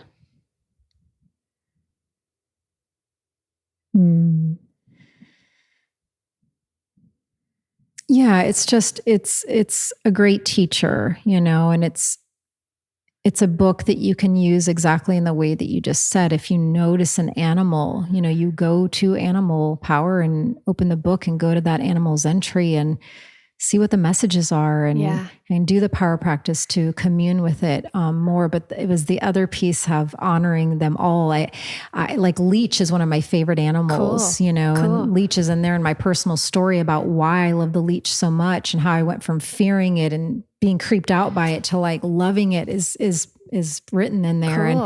And, tick is in there, and it's like, spider, and along with dolphin, and they're all our beautiful allies. It's so great to reintroduce ourselves to the truth of a lot of these animals. Like when you said leech, I thought about the practice of like in early medicine, bloodletting. I've done that a number of times. Yeah. And like intentionally putting leeches on to suck out blood with this idea of, cleansing or moving energy. And it's like, well, that's cool. That's a piece of leech that most of us are missing. We kind of think of it like these really gross snail-like things that live in stagnant water and we're very afraid of them as a kid and keep salt around so you can, get them off. But there are so many unseen layers to everything in nature, inside ourselves. And overall,